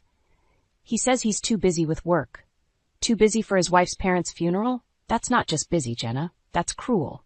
Her words echoed my thoughts, amplifying the hurt and betrayal I felt. Derek's actions, or lack thereof, were unforgivable. It was a realization that cut deep, severing what little connection remained between us. In the following days, Derek's indifference became more apparent. Calls went unanswered, and when he did deign to speak to me, his words were empty, devoid of warmth or concern. "It's done then? The funeral and everything?" he asked during one such call, his tone casual, as if inquiring about the weather. "Yes, it's done," I replied, my voice cold. Good. Let's move on then. No point dwelling on it." His words were like a knife to my heart. Move on? How could I move on when every day was a struggle, a painful reminder of the loss I had suffered? It was in that moment that I made a decision. I could no longer stay with a man who saw my parents' death as nothing more than an inconvenience, a man who lacked the basic decency to support his wife in her time of need. The thought of divorce had crossed my mind before, but I had always pushed it aside, afraid of the implications for Lily. But now, staying seemed far worse than leaving. Derek had shown his true colors, and they were darker than I could have ever imagined. As I hung up the phone, a sense of clarity settled over me. The road ahead would be difficult, fraught with challenges and uncertainties, but I was determined to face them head on. For my sake, for Lily's, and for the memory of my parents, I would start anew. Derek had made his choice, and now I was making mine. In the days that followed my declaration, the atmosphere at home became unbearable. Derek's presence, once a source of comfort, now felt like a looming storm, always on the verge of erupting. It was during one of these tense evenings that I decided to confront him about his affair, armed with undeniable proof and a resolve made of steel. "Derek, we need to talk. Now," I said, my voice steady despite the racing of my heart. He looked up from his phone, annoyance etched on his face. "What is it this time, Jenna?" "It's about us, or rather the end of us. I know about the affair, Derek." For a moment there was silence, the kind that suffocates. Then Derek laughed, a sound so devoid of humor it sent chills down my spine. "Affair? What are you talking about, Jenna? You're delusional." I held up the photographs, the ones that showed him with her, their intimacy undeniable. "Am I? Then explain these." His face paled as he looked at the images, the realization that his secret was out dawning on him. "Where did you get these?" "That doesn't matter. What matters is that you've been lying to me, to us, all those late nights, the business trips. It was all her, wasn't it?" Derek stood up, the mask of indifference slipping. "Jenna, listen to me. It's not what it looks like." "Not what it looks like? How can you even say that? You've been cheating on me, Derek, on your family. How could you?" He ran a hand through his hair, frustration visible in every line of his body. "It was a mistake, okay? It meant nothing. It was just, it got out of hand." "A mistake? Is that supposed to make it all okay? You've destroyed our family over a mistake?" Derek moved closer, desperation in his eyes. "Jenna, please, we can fix this. I'll end it with her. We can go to counseling, do whatever it takes. Please, don't throw away what we have." "What we have." The words echoed in my mind, a cruel reminder of the love that had turned into betrayal. "Derek, there's nothing left to save. You threw it all away the moment you decided to be with her. I want a divorce, and I'm taking Lily with me." His demeanor changed then, from pleading to angry. "You can't do that, Jenna. I won't let you take my daughter away from me." "Your daughter? When was the last time you even spent time with her?" "No, Derek, I'm going to make sure she's safe and loved, something you obviously can't provide." Derek's anger flared, his voice rising. "You think you can just take everything from me? You'll regret this, Jenna. I'll make sure of it." Regret? The only regret I had was not seeing Derek for who he really was sooner. As I walked away from him, from the wreckage of our marriage, I knew the road ahead would be fraught with challenges. But for the first time, I felt truly free, ready to face whatever came next with my head held high and my daughter by my side. The battle lines were drawn, and I was ready to fight for a better future, one where betrayal and indifference had no place. The following weeks were a whirlwind of legal preparations and emotional turmoil. Despite Derek's threats and attempts to intimidate me, I pressed forward with the divorce proceedings. It was during one particularly grueling day that I received a call from my lawyer, a call that would shift the balance of power in my favor. "Jenna, we've uncovered something that could significantly impact your case," my lawyer began, her voice tinged with a mix of surprise and satisfaction. "What is it?" I asked, bracing myself for the worst. "It's about Derek's financials. It appears he's been funneling money into a separate account, one that's linked to the woman he's been seeing. We can use this to prove financial misconduct." The news hit me like a bolt of lightning. Not only had Derek betrayed our family emotionally, but he had also been draining our resources, jeopardizing our financial security for his affair. "Can we take action against this?" I asked, my mind racing with the implications. "Absolutely. This strengthens your case for both the divorce settlement and custody of Lily. We'll make sure the court sees the full extent of his actions." Armed with this new information, I confronted Derek once again. This time, I had the upper hand, and I was determined to use it to protect myself and Lily. "Derek, did you really think you could hide your financial deceit from me? From the courts?" I asked, watching as he struggled to maintain his composure. "What are you talking about, Jenna?" he replied, attempting to feign ignorance. "Don't play dumb with me, Derek. I know about the money you've been siphoning off for your affair. It's over. You've lost." The color drained from his face as the realization set in. For the first time I saw a flicker of fear in his eyes, fear of losing everything he had taken for granted. "You can't prove anything," he stammered, but his voice lacked conviction. "Oh, but I can, and I will. I'm going to make sure you pay for what you've done, not just to me, but to Lily. But I see you've endangered her future for your selfish desires." Derek's demeanor shifted from fear to anger, a dangerous glint appearing in his eyes. "You'll regret this, Jenna. I'll make sure you get nothing." But his threats no longer held any power over me. I had the truth on my side, and I was no longer the woman he thought he could control and intimidate. "No, Derek, it's you who will regret it. I'm going to expose you for the liar and cheat you are, and when this is over, Lily and I will be free of you and your deceit." As I ended the conversation, I felt a sense of empowerment wash over me. For too long I had lived in Derek's shadow, subjected to his lies and manipulation, but now the tables had turned. I was ready to fight back, to reclaim my life and secure a safe and happy future for Lily and myself.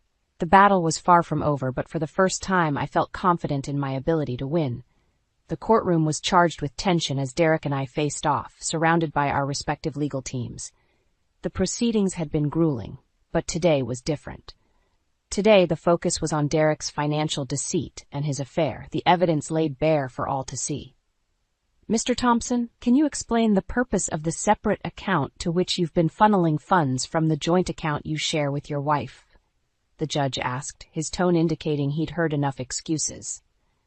Derek cleared his throat, his usual confidence nowhere to be seen. "Your Honor, that account was for investment purposes. It has nothing to do with the allegations my wife has made." "Investment purposes?" my lawyer interjected, her voice dripping with skepticism. "Is that why there are multiple transactions linking this account to a Miss Rachel Foster, the woman Mr. Thompson has been having an affair with?" The courtroom fell silent, the weight of the accusation hanging in the air. Derek's lawyer attempted to intervene, but the judge waved him off, his gaze still fixed on Derek. "And Mr. Thompson, how do you respond to the charge of financial misconduct, specifically the misuse of marital funds for the benefit of your affair?" Derek's response was a mumbled denial, but it was clear to everyone in the room that his defenses were crumbling. The judge leaned forward, his verdict ready. "Given the evidence presented, it's evident that Mr. Thompson has engaged in financial misconduct, jeopardizing not only the marital assets, but also the financial security of his daughter. This will be taken into consideration in the final settlement." As the judge announced the decision, favoring me significantly in both the financial settlement and custody of Lily, Derek's face was a mask of defeat, but it was his whispered words meant only for me that marked his true downfall. "You've won, Jenna. Are you happy now?"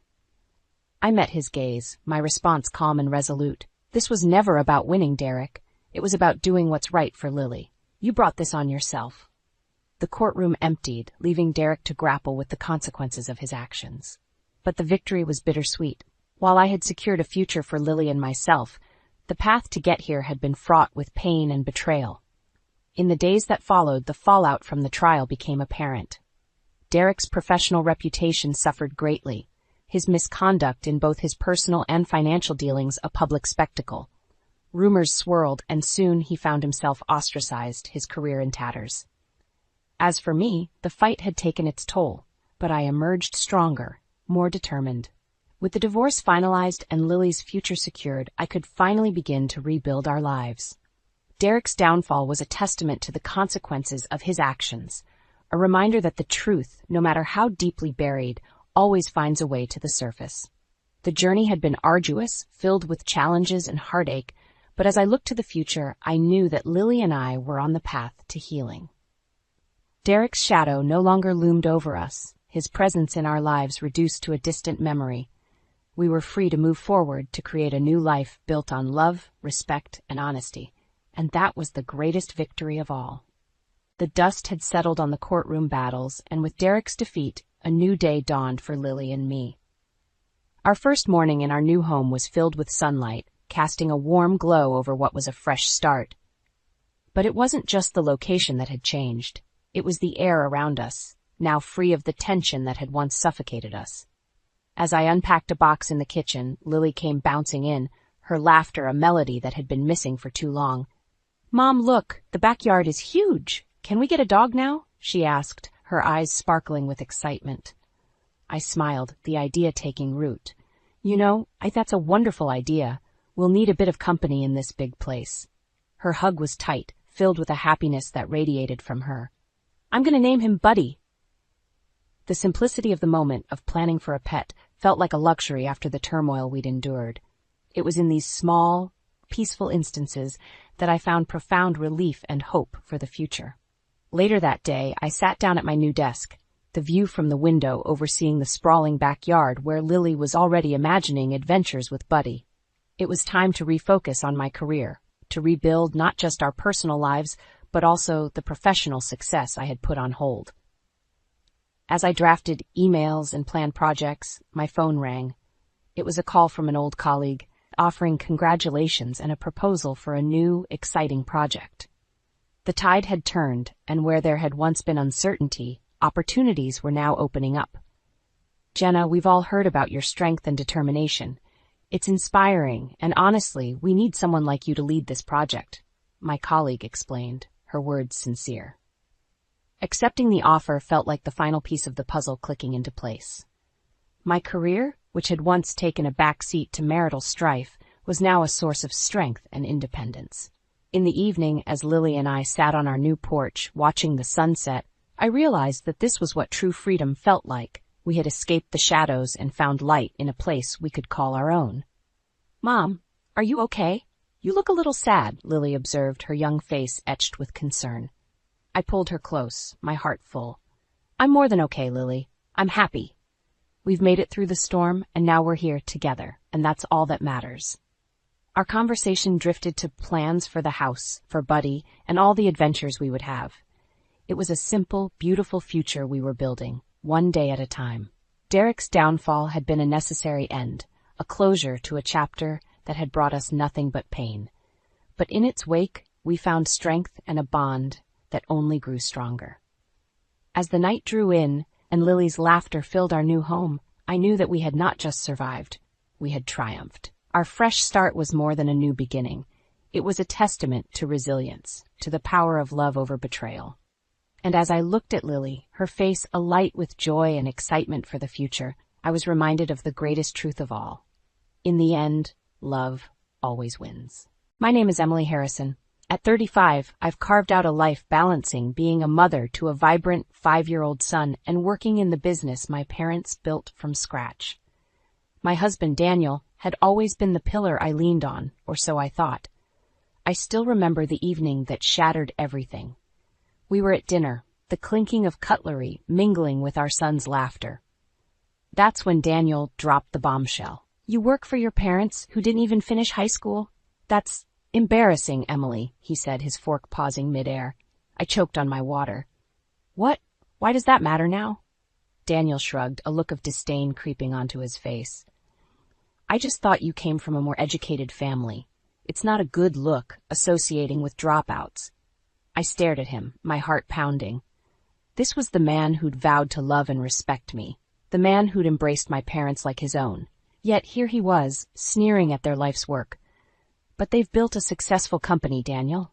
They worked hard for everything we have," I stammered, trying to keep my voice steady. He scoffed. "Hard work? Please. They probably just got lucky. It's not like they had the brains to do something significant." The words stung like a slap. I looked across the table, at our son who was blissfully unaware, munching on his food. How could I explain to him one day that his father looked down on his grandparents? "Daniel, they're my parents. You've known them for years. Why are you saying this now?" My voice was a whisper, laced with disbelief and pain. He leaned back, his eyes cold. "I guess I just never realized how limited their education was. It's not something to be proud of, Emily, and frankly, it reflects poorly on us." That night, I lay in bed, staring at the ceiling. The man sleeping beside me felt like a stranger. His words echoed in my mind, each syllable a sharp jab at my heart. My parents, who'd sacrificed everything to give me a life they never had, were now a source of shame for my husband. The Emily who had fallen in love with Daniel couldn't reconcile with this new reality. I closed my eyes, a single tear escaping. This was just the beginning, the first crack in the facade of our seemingly perfect life. The weeks that followed were a blur of tension and cold silences. Daniel's disdain for my family had seeped into every aspect of our lives. I watched as the man I married transformed into someone unrecognizable, someone who found pleasure in belittling others. One evening, as I was setting the table for dinner, Daniel walked in, his face stern. "Emily, we need to talk about your job," he began, his tone leaving no room for argument. I took a deep breath, bracing myself. What about my job, Daniel? He leaned against the counter, his eyes cold. I think it's time you considered quitting. Be a full-time housewife. It's not like your job at that rinky-dink company means anything. I clenched my fists, feeling a surge of anger. My job means a lot to me, Daniel. My parents built that company from nothing. It's important. He laughed, a sound that made my skin crawl. Important? Please, Emily. It's a small-time operation. You'd be better off focusing on our home. I shook my head, disbelief and anger intertwining. I won't quit my job, Daniel. It's part of who I am. He stepped closer, his voice rising. Who you are. You're my wife, Emily. Your place is here, with our son, not wasting time at some dead-end job. I stared at him, the man I no longer recognized. My parents' business isn't dead-end, and I am not just your wife, I am also a daughter and a professional. His laughter echoed in the kitchen. Professional? That's a good one. You're playing at a job, Emily. Time to grow up and see what's really important. That night, I lay awake, the words and laughter haunting me. It was clear that Daniel's arrogance and contempt knew no bounds. His disregard for my identity, my family, and my aspirations was not just painful, it was suffocating. As the days turned into weeks, the idea of a life without Daniel started to grow in my mind. A life where I didn't have to defend my parents or my choices. A life where my son wouldn't hear his father mock his grandparents. But I knew that leaving Daniel wouldn't be enough. He needed to understand the pain he caused, to feel the sting of his own venom. I needed to stand up for my parents, for myself. The storm was rising, and I was ready to face it head-on. Daniel's promotion at work brought a new wave of arrogance that was unbearable. He strutted around the house like a peacock, his ego inflated to the point of bursting. One Saturday morning, as I was preparing breakfast, he sauntered into the kitchen with a smirk. Guess who just got a big promotion? This means we're moving up in the world, Emily. I forced a smile, trying to keep the peace. That's great, Daniel. Congratulations. He poured himself a coffee, his smirk widening. With this raise, you really don't need to work anymore. You can finally quit that silly job of yours. I stiffened, my spoon clattering against the pan. We've been over this, Daniel. I'm not quitting my job. He leaned against the counter, his gaze piercing. You're still on about that? Emily, be reasonable. You won't have to lift a finger. I can provide everything. The condescension in his voice was like a slap. It's not about the money, Daniel. I work because I love my job. It's part of who I am. He scoffed, shaking his head. Love your job? That's just sentimental nonsense. You need to start thinking about what's best for our family. I turned off the stove, my hands trembling. And what if I think working is what's best for me? For our family? His eyes narrowed. You're being selfish, Emily. You're not seeing the big picture. It's time you started acting like a proper wife and mother. The words hit me like a tidal wave. This wasn't just about my job anymore. This was about control, about Daniel dictating how I should live my life. I looked at him, my voice steady despite the turmoil inside. And what if I don't want the life you're offering? His expression darkened. Is that a threat, Emily? No, I said, meeting his gaze. It's a promise. I won't let you or anyone else dictate my life. The air between us was electric, charged with unspoken threats and shattered illusions. In that moment, I knew there was no going back. The man I married was gone, replaced by a stranger with whom I shared a house but not a life. As he left the room, the silence was deafening. But within me, a plan was forming. A plan to reclaim my life, to show Daniel he couldn't trample over me. The seeds of revenge were sown, watered by every condescending word and every dismissive gesture. It was time for Daniel to learn that underestimating me was his biggest mistake. The following weeks were a tense chess game with Daniel. His arrogance reached new heights, but I was busy laying the groundwork for what was to come. One day, I was called into an unexpected meeting at work. My father looked grave as he introduced me to Mr. Anderson, a project manager from a collaborating firm. Emily, we have a serious issue, my father began, his voice heavy with concern. It's about a project your husband is leading. My heart sank. What about it? Mr. Anderson cleared his throat, his expression grim. I hate to be the bearer of bad news, but Daniel has been manipulating the project for his gain. I felt a chill run down my spine. What do you mean?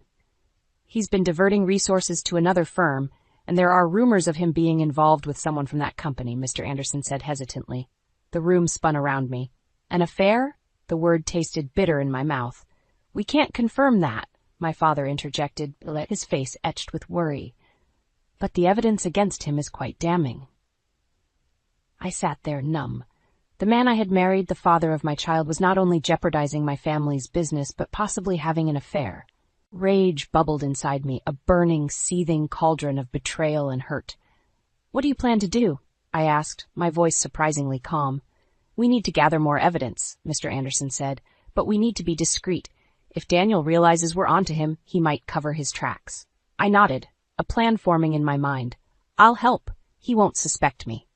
Over the next few days, I played the dutiful wife, while secretly gathering evidence with Mr. Anderson and my father. Each document I found, every covert conversation I overheard, was another piece in the puzzle of Daniel's deceit.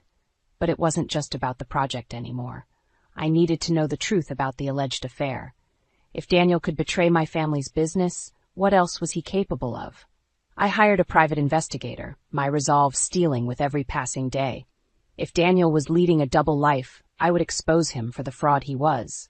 The day the investigator handed me the envelope felt surreal. Inside were photos and messages that confirmed my worst fears. Daniel was indeed having an affair. Tears of anger and hurt blurred my vision as I looked at the pictures. But amidst the pain, there was clarity. Daniel had underestimated me for the last time. It was time for his house of cards to come tumbling down.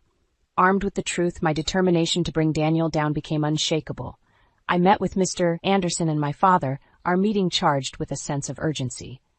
We have enough to go public with his misconduct, Mr. Anderson said, his voice grim. But we need to be strategic about this. I nodded, my mind racing with possibilities.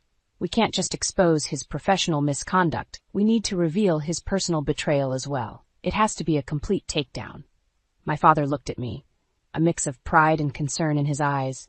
Emily, are you sure you want to do this? It's going to get ugly. I clenched my jaw, feeling a surge of resolve. He made it personal when he betrayed our family. I'm ready.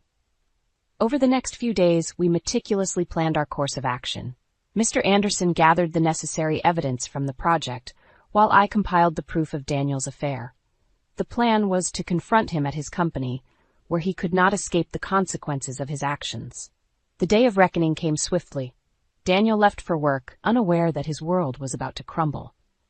I arrived at his office with Mr. Anderson and my father, our faces set in determination. We confronted him in the conference room, the evidence laid out like a damning mosaic of his deceit. Daniel's face paled as he realized the extent of our knowledge. What is this? Some kind of joke? Daniel blustered, trying to regain his composure. No joke, Daniel, I said, my voice steady. We know everything. The sabotage of the project, the affair. All of it. He scoffed, trying to brush it off. You have no proof. Mr. Anderson stepped forward, laying out the documents and photos. We have all the proof we need. Your career is over, Daniel. Daniel's eyes darted around the room, desperation creeping into his expression. You can't do this to me. I've worked too hard to get here. I looked at him, my heart void of any affection I once had. You should have thought of that before you betrayed us all. The meeting ended with Daniel being escorted out of the building, his career in tatters. As he passed me, his eyes met mine, a mixture of shock, anger, and defeat in his gaze. I didn't flinch. This was the price of his betrayal, a price he had to pay. As I left the building, the weight of the last few weeks began to lift. Daniel was out of my life, professionally and personally. It was time to rebuild, to focus on my son and my work. But above all, it was time to heal. The aftermath of Daniel's exposure was like a storm that swept through our lives, leaving a trail of revelations and consequences. His professional disgrace was just the beginning. A few days after the confrontation, I received a call from Daniel. His voice, once confident and arrogant, was now laced with desperation. Emily, we need to talk. This is a misunderstanding. I can explain everything, he pleaded. I held the phone tightly, my resolve unwavering. There's nothing to explain, Daniel. I've seen the evidence. It's over. You can't do this to me. You're ruining my life. His voice rose in anger.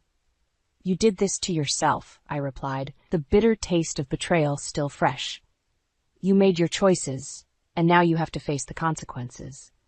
He was silent for a moment, then his tone changed, becoming more sinister.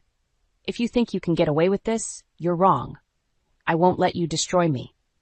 The threat hung in the air, but I wasn't intimidated. "I'm not afraid of you, Daniel. You've lost your power over me." I hung up, feeling a sense of empowerment. Daniel's threats were empty, the last gasps of a man who had lost everything. The news of Daniel's affair and professional misconduct spread, and the reactions were immediate. His social circles shunned him, and his professional network crumbled. The man who had prided himself on his image and status was now a pariah, his reputation in tatters. As for me, I focused on rebuilding my life. The divorce proceedings were straightforward, as Daniel had little ground to stand on. I was awarded full custody of our son and a significant portion of our shared assets. But it wasn't the financial settlement that gave me satisfaction. It was the knowledge that Daniel's downfall was of his own making. He had underestimated me, thinking he could control and belittle me without consequence. In the end, it was his arrogance that led to his undoing. He had sowed the seeds of his destruction, and I had merely helped them grow. As I closed this painful chapter of my life, I looked forward to a new beginning, a future where I was free from Daniel's shadow, free to be myself and provide a better life for my son. Daniel's fall from grace was a stark reminder of the price of betrayal and arrogance, a price he would continue to pay long after our paths had diverged. The finality of the divorce brought a mixture of relief and reflection. The house, once filled with tension and discord, now resonated with a quiet peace. My son and I adjusted to our new life, one where laughter began to replace the echoes of arguments. One afternoon, while sorting through old photographs, my son looked up at me, his eyes curious. "Mom, why don't we see Daddy anymore?" I paused, choosing my words carefully.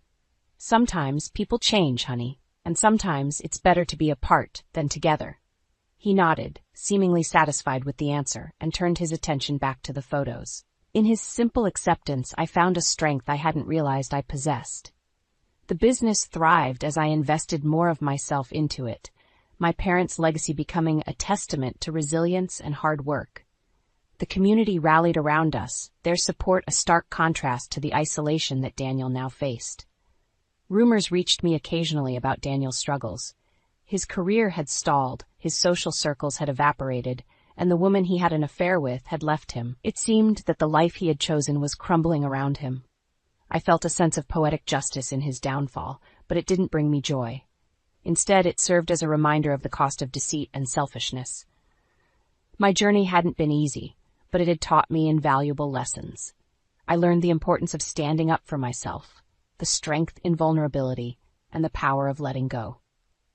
As I looked at my son, growing up so quickly, I knew that the most important lesson I could teach him was respect. Respect for others, for himself, and for the choices people make in life. Daniel had become a distant memory, a chapter closed and left behind. My focus was now on the future, on building a life filled with purpose and joy. In the end, the greatest revenge was not in seeing Daniel's destruction, but in my own reconstruction. In rising from the ashes of our broken marriage, I found a version of myself that was stronger, wiser, and more compassionate. I had emerged from the storm, not unscathed, but undefeated. And in that triumph, I found my peace. I stood there, motionless, as Nathan tore the tickets to my art show right in front of my eyes. His words echoed in the small, cluttered living room of our modest home. "Nobody's going to buy your drawings, Emily. If you have time for this, get a real job." I felt a lump in my throat, the sting of tears in my eyes. But I swallowed hard, refusing to let them fall. I had dreamt of becoming an illustrator since I was a child, and after years of juggling motherhood and freelance work, I had finally managed to organize my own exhibition. Yet, here I was, watching my dream being literally ripped apart. Nathan's disdain for my work was not new. Ever since we moved in with his parents, my passion for art had become a point of contention. His parents, who never worked a day since their retirement, spent their days criticizing my cooking and scoffing at my illustrations. "You're not a painter. How can drawings make money?" they would sneer. No matter how often I explained that my art was not just a hobby, but a source of income, they refused to understand. I looked at the torn pieces of the ticket on the floor and felt a surge of determination. This was not just about my art. It was about my identity, my dreams, and my worth. I had always supported Nathan in his interests, never once belittling his weekend golf sessions with friends, even though they brought in no income. Why couldn't he extend the same courtesy to me? As Nathan turned away, dismissing the entire incident, I made a silent vow. I would no longer seek his approval. My work had value, and I would prove it to him and everyone else who doubted me. Picking up the torn pieces, I met Nathan's indifferent gaze with newfound resolve. "I am not just your wife or Sophie's mother," I said calmly, yet firmly. "I am an illustrator, and I will make my exhibition a success, with or without your support." Nathan scoffed, but I saw a flicker of surprise in his eyes. For the first time I had stood up to him. It was the beginning of a new chapter for me, one where I would no longer let his or anyone else's negativity dictate my life. That night, after putting Sophie to bed and ensuring the house was in order, I sat at my desk and began to sketch. The lines flowed from my pen, fueled by a mix of anger, hurt, and a burning desire to succeed. Each stroke was a step towards my independence, a declaration of my worth. This exhibition would be my moment, the turning point where I would finally emerge from the shadows of doubt and disrespect. As I worked into the early hours of the morning, a sense of empowerment enveloped me. I was more than just a part of this family. I was an individual with dreams and capabilities, and I was ready to fight for them. "Another day of scribbling away, Emily?" Nathan's mother, Mrs. Clark, sneered as I prepared breakfast. Her words, laced with sarcasm, were a daily ritual as ingrained in our routine as the morning coffee. "Yes, Mrs. Clark, just like any other day," I replied, keeping my tone neutral. I had learned that responding with emotion only fueled their taunts. Nathan sat at the table, scrolling through his phone, oblivious to the tension. His father, Mr. Clark, joined in. "Why bother with all this art nonsense? Real work brings in real money, not these childish drawings." I served breakfast, forcing a smile. "Art is my work, Mr. Clark, and it does pay," I said, more to myself than to them. Their laughter followed me as I retreated to my makeshift studio, a corner in our bedroom. Their words were like barbs, each one a reminder of how little they valued my passion. But I couldn't let them see how much it hurt. I had Sophie to think about, and my art. As I settled into my work, the door burst open. Nathan stood there, his face contorted with anger. "I got a call from Sophie's school. She's falling behind in her studies. What are you doing all day, Emily?" I looked up, surprised by his outburst. "I take care of Sophie, the house, and then I work." "You know my schedule, Nathan." He stepped closer, his voice rising. "You call this work? This is why Sophie is struggling. You're too busy playing artist." His words stung. I had always balanced my responsibilities, ensuring Sophie's needs were met. "I make sure she does her homework, Nathan. I can't do it for her." "Maybe if you spent less time on these stupid drawings and more time being a mother." His words trailed off as he stormed out, leaving a heavy silence in their wake. I sat there, stunned. The accusations were unfair and hurtful. I wasn't just an artist. I was a full-time mother, a housekeeper, and a wife.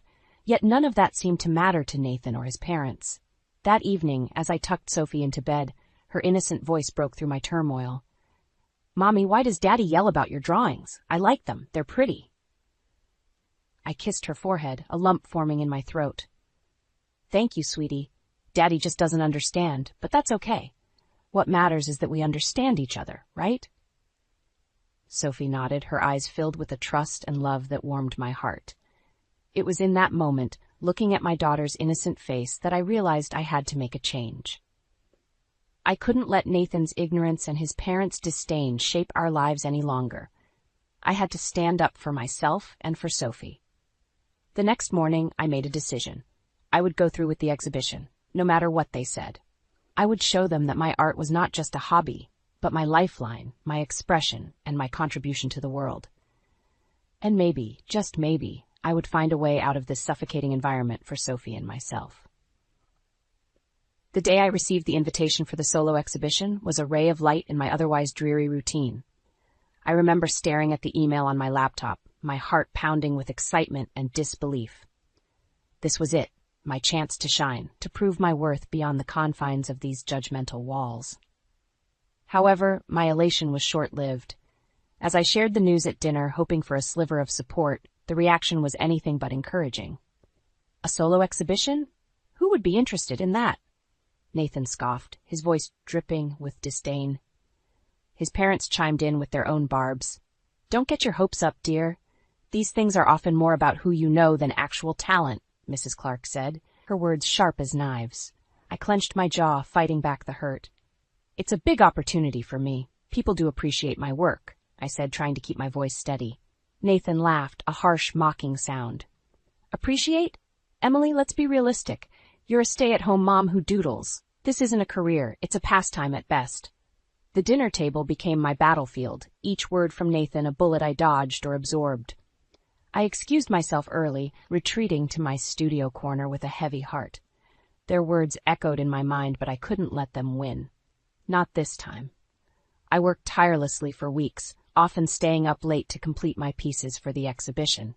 Each brushstroke was a silent rebellion against Nathan's cruel words, a testament to my dedication and talent. One evening, as I put the finishing touches on a painting, Nathan barged into the room. Are you still up doing this? You're neglecting your duties, Emily. The house is a mess, and Sophie's been watching TV for hours. I stood up, my patience finally wearing thin. My art is important, Nathan. It's not just a duty I can neglect, and I've taken care of everything else. Can't you see I'm trying to build something for myself here? He snorted. Build what? A fantasy? You think these paintings will change our lives? Grow up, Emily. You're living in a dream world. I looked at him, the man I had married, now a stranger fueled by contempt. Maybe I am in a dream world, Nathan, but it's better than living in a world where I'm not respected or valued. I will go ahead with this exhibition, with or without your support. Turning my back to him, I continued my work, each brushstroke a declaration of my independence, a step away from his demeaning grasp. As the days passed, my resolve only strengthened. The exhibition was not just about showcasing my art, it was about reclaiming my self-worth and dignity. It was about showing Sophie that dreams are worth fighting for, no matter the opposition. And so, with a mix of fear and excitement, I prepared for the exhibition day, ready to step into the light, leaving the shadows of doubt and disrespect far behind. The day of the exhibition neared, and a knot of anxiety tightened in my stomach. I knew it was more than just about displaying my art. It was a statement, a challenge against the disdainful environment I had been living in. One evening, as we sat in the dimly lit living room, I mustered the courage to invite Nathan. The exhibition is next week, I began hesitantly. I was wondering if you'd like to come. He didn't look up from the TV. Can't. Got plans with the guys. I felt a familiar sting, but persisted. It's important to me, Nathan. I've put a lot of effort into this. Finally, he turned, his eyes cold. Why do you keep going on about this, Emily? It's just a little show. It's not like it's going to change anything. I held the invitation out to him, a futile gesture of hope. It's not just a little show to me. It's my work, my passion. With a swift, careless motion, Nathan grabbed the invitation and tore it in half. This is what I think of your little hobby, he sneered. The pieces fluttered to the ground, a symbol of my shattered efforts. I stood there, frozen, as he turned back to his show, dismissing my dreams as if they were nothing. Tears blurred my vision as I picked up the remnants of the invitation. His words echoed in my ears, a cruel reminder of the lack of respect I had been enduring. But amidst the hurt and humiliation, a fierce determination took root within me. I was done seeking validation from a man who couldn't see beyond his own ego. I glanced at Sophie, who had witnessed the whole scene from the doorway. Her eyes were wide, filled with confusion and sadness. At that moment, I knew I had to set an example for her. I couldn't let her grow up thinking it was acceptable for her dreams to be trampled upon like this. The next morning, I made a decision. I would leave Nathan, not immediately, but soon. I would plan it carefully, for Sophie's sake and mine. This exhibition would be my stepping stone, a way to prove to myself that I could stand on my own. The days leading up to the exhibition were a blur of preparation and quiet planning. I was a woman on a mission, no longer the timid, acquiescent wife and daughter-in-law. I reached out to friends, seeking support and advice. I opened a separate bank account, a small but significant step towards financial independence. On the day of the exhibition, as I stood among my paintings, surrounded by appreciative onlookers, I felt I felt a sense of accomplishment like never before. My art was being seen, appreciated. It was a validation that Nathan and his parents could never understand. As people inquired about my work, expressing interest and admiration, I felt my confidence soar. Each compliment, each interested glance at my paintings, was a vindication of my talent and hard work. I sold my first piece that day, a moment that marked the beginning of a new chapter in my life. A chapter where I was no longer just Nathan's wife or Mrs. Clark's daughter-in-law, but Emily, the artist, a woman who had the courage to stand up for herself and her dreams. The success of the exhibition was the turning point. That night, as I lay in bed, staring at the ceiling, I knew I couldn't go back to the life I had been living. The disdain and disrespect were suffocating, and for the first time I saw a way out. I waited until Nathan left for work and Sophie was at school. With a heavy heart but a clear mind, I packed a small suitcase with essentials. I took a deep breath as I looked around the room, a mix of relief and sorrow washing over me. This was the end of one chapter and the beginning of another. I left a note on the kitchen table, not wanting to confront Nathan or his parents directly. I knew they wouldn't understand, nor did I expect them to.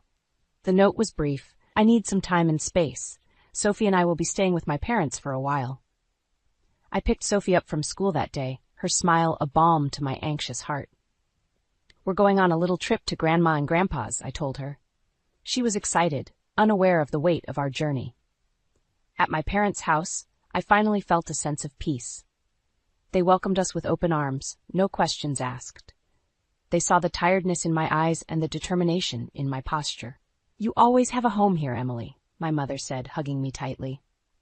In the safety of my childhood home, I explained to Sophie why we were there. Mommy needs some time to work on her paintings, and we need a little break from Daddy, I said gently. Sophie, wise beyond her years, looked up at me with her big eyes. Is it because Daddy doesn't like your drawings? Her question stung, but I nodded. Sometimes people don't understand the things we love, sweetheart, but that doesn't mean we should stop loving them. The days turned into weeks. I spent my time working on new illustrations and planning our future. The quiet and support of my parents' home were a stark contrast to the constant criticism I had faced in Nathan's house. One afternoon, I received a call from Nathan. His voice was a mix of anger and disbelief. Where are you? Why aren't you home? You can't just take Sophie and leave. His words were like daggers, but I stood my ground. Sophie and I are safe. We're with my parents. I needed space, Nathan. Space you never gave me. You're being selfish, Emily. You're tearing this family apart over some paintings. I clenched the phone tightly, my resolve hardening. No, Nathan. You tore this family apart with your disrespect and disdain for what I love. I won't apologize for wanting to be happy, for wanting Sophie to see her mother happy. There was silence on the other end, and then a click. He had hung up. But it didn't matter.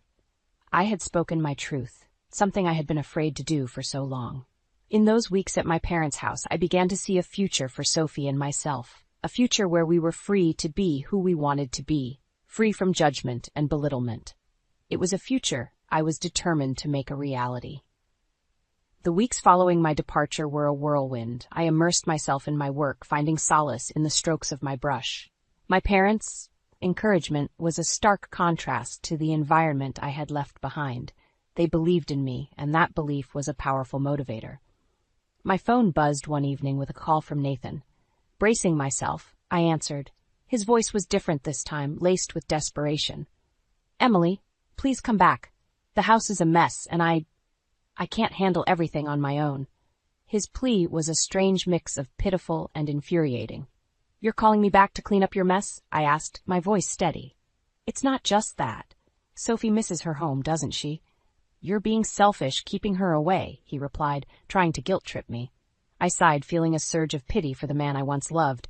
Sophie is doing fine. She's happy and well cared for. This isn't about her, Nathan. This is about you, not being able to handle the responsibilities you so easily dismissed when I was there. Nathan was silent for a moment.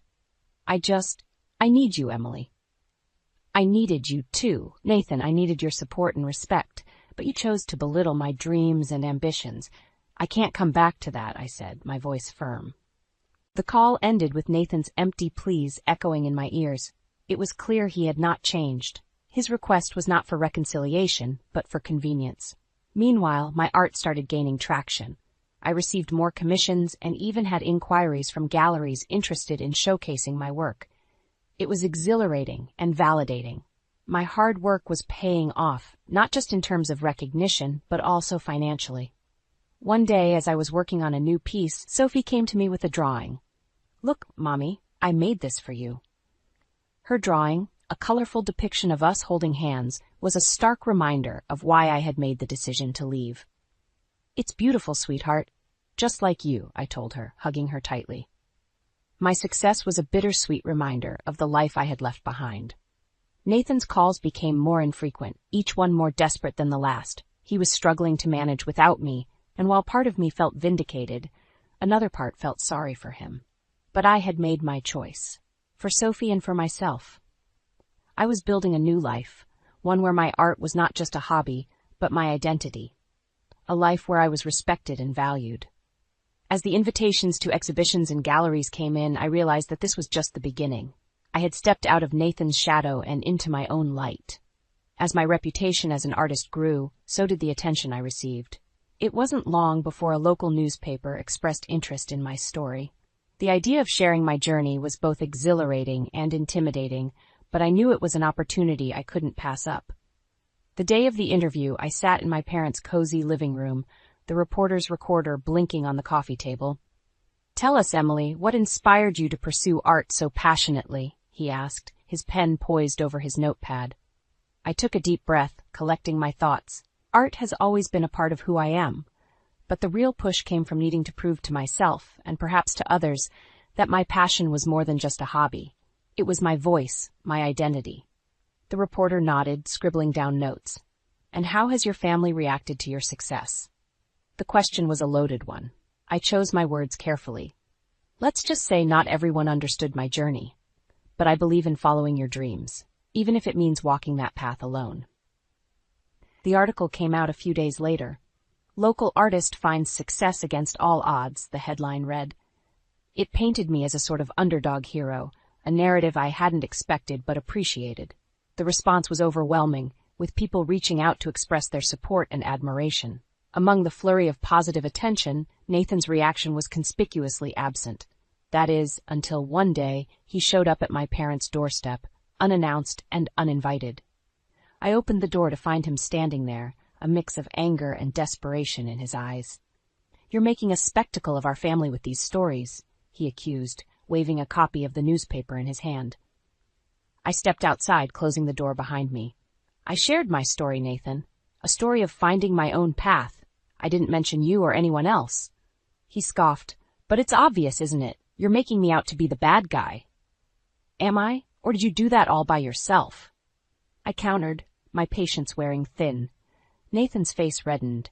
"I want you and Sophie back. You belong with me, with your family." I shook my head, a sense of finality settling over me.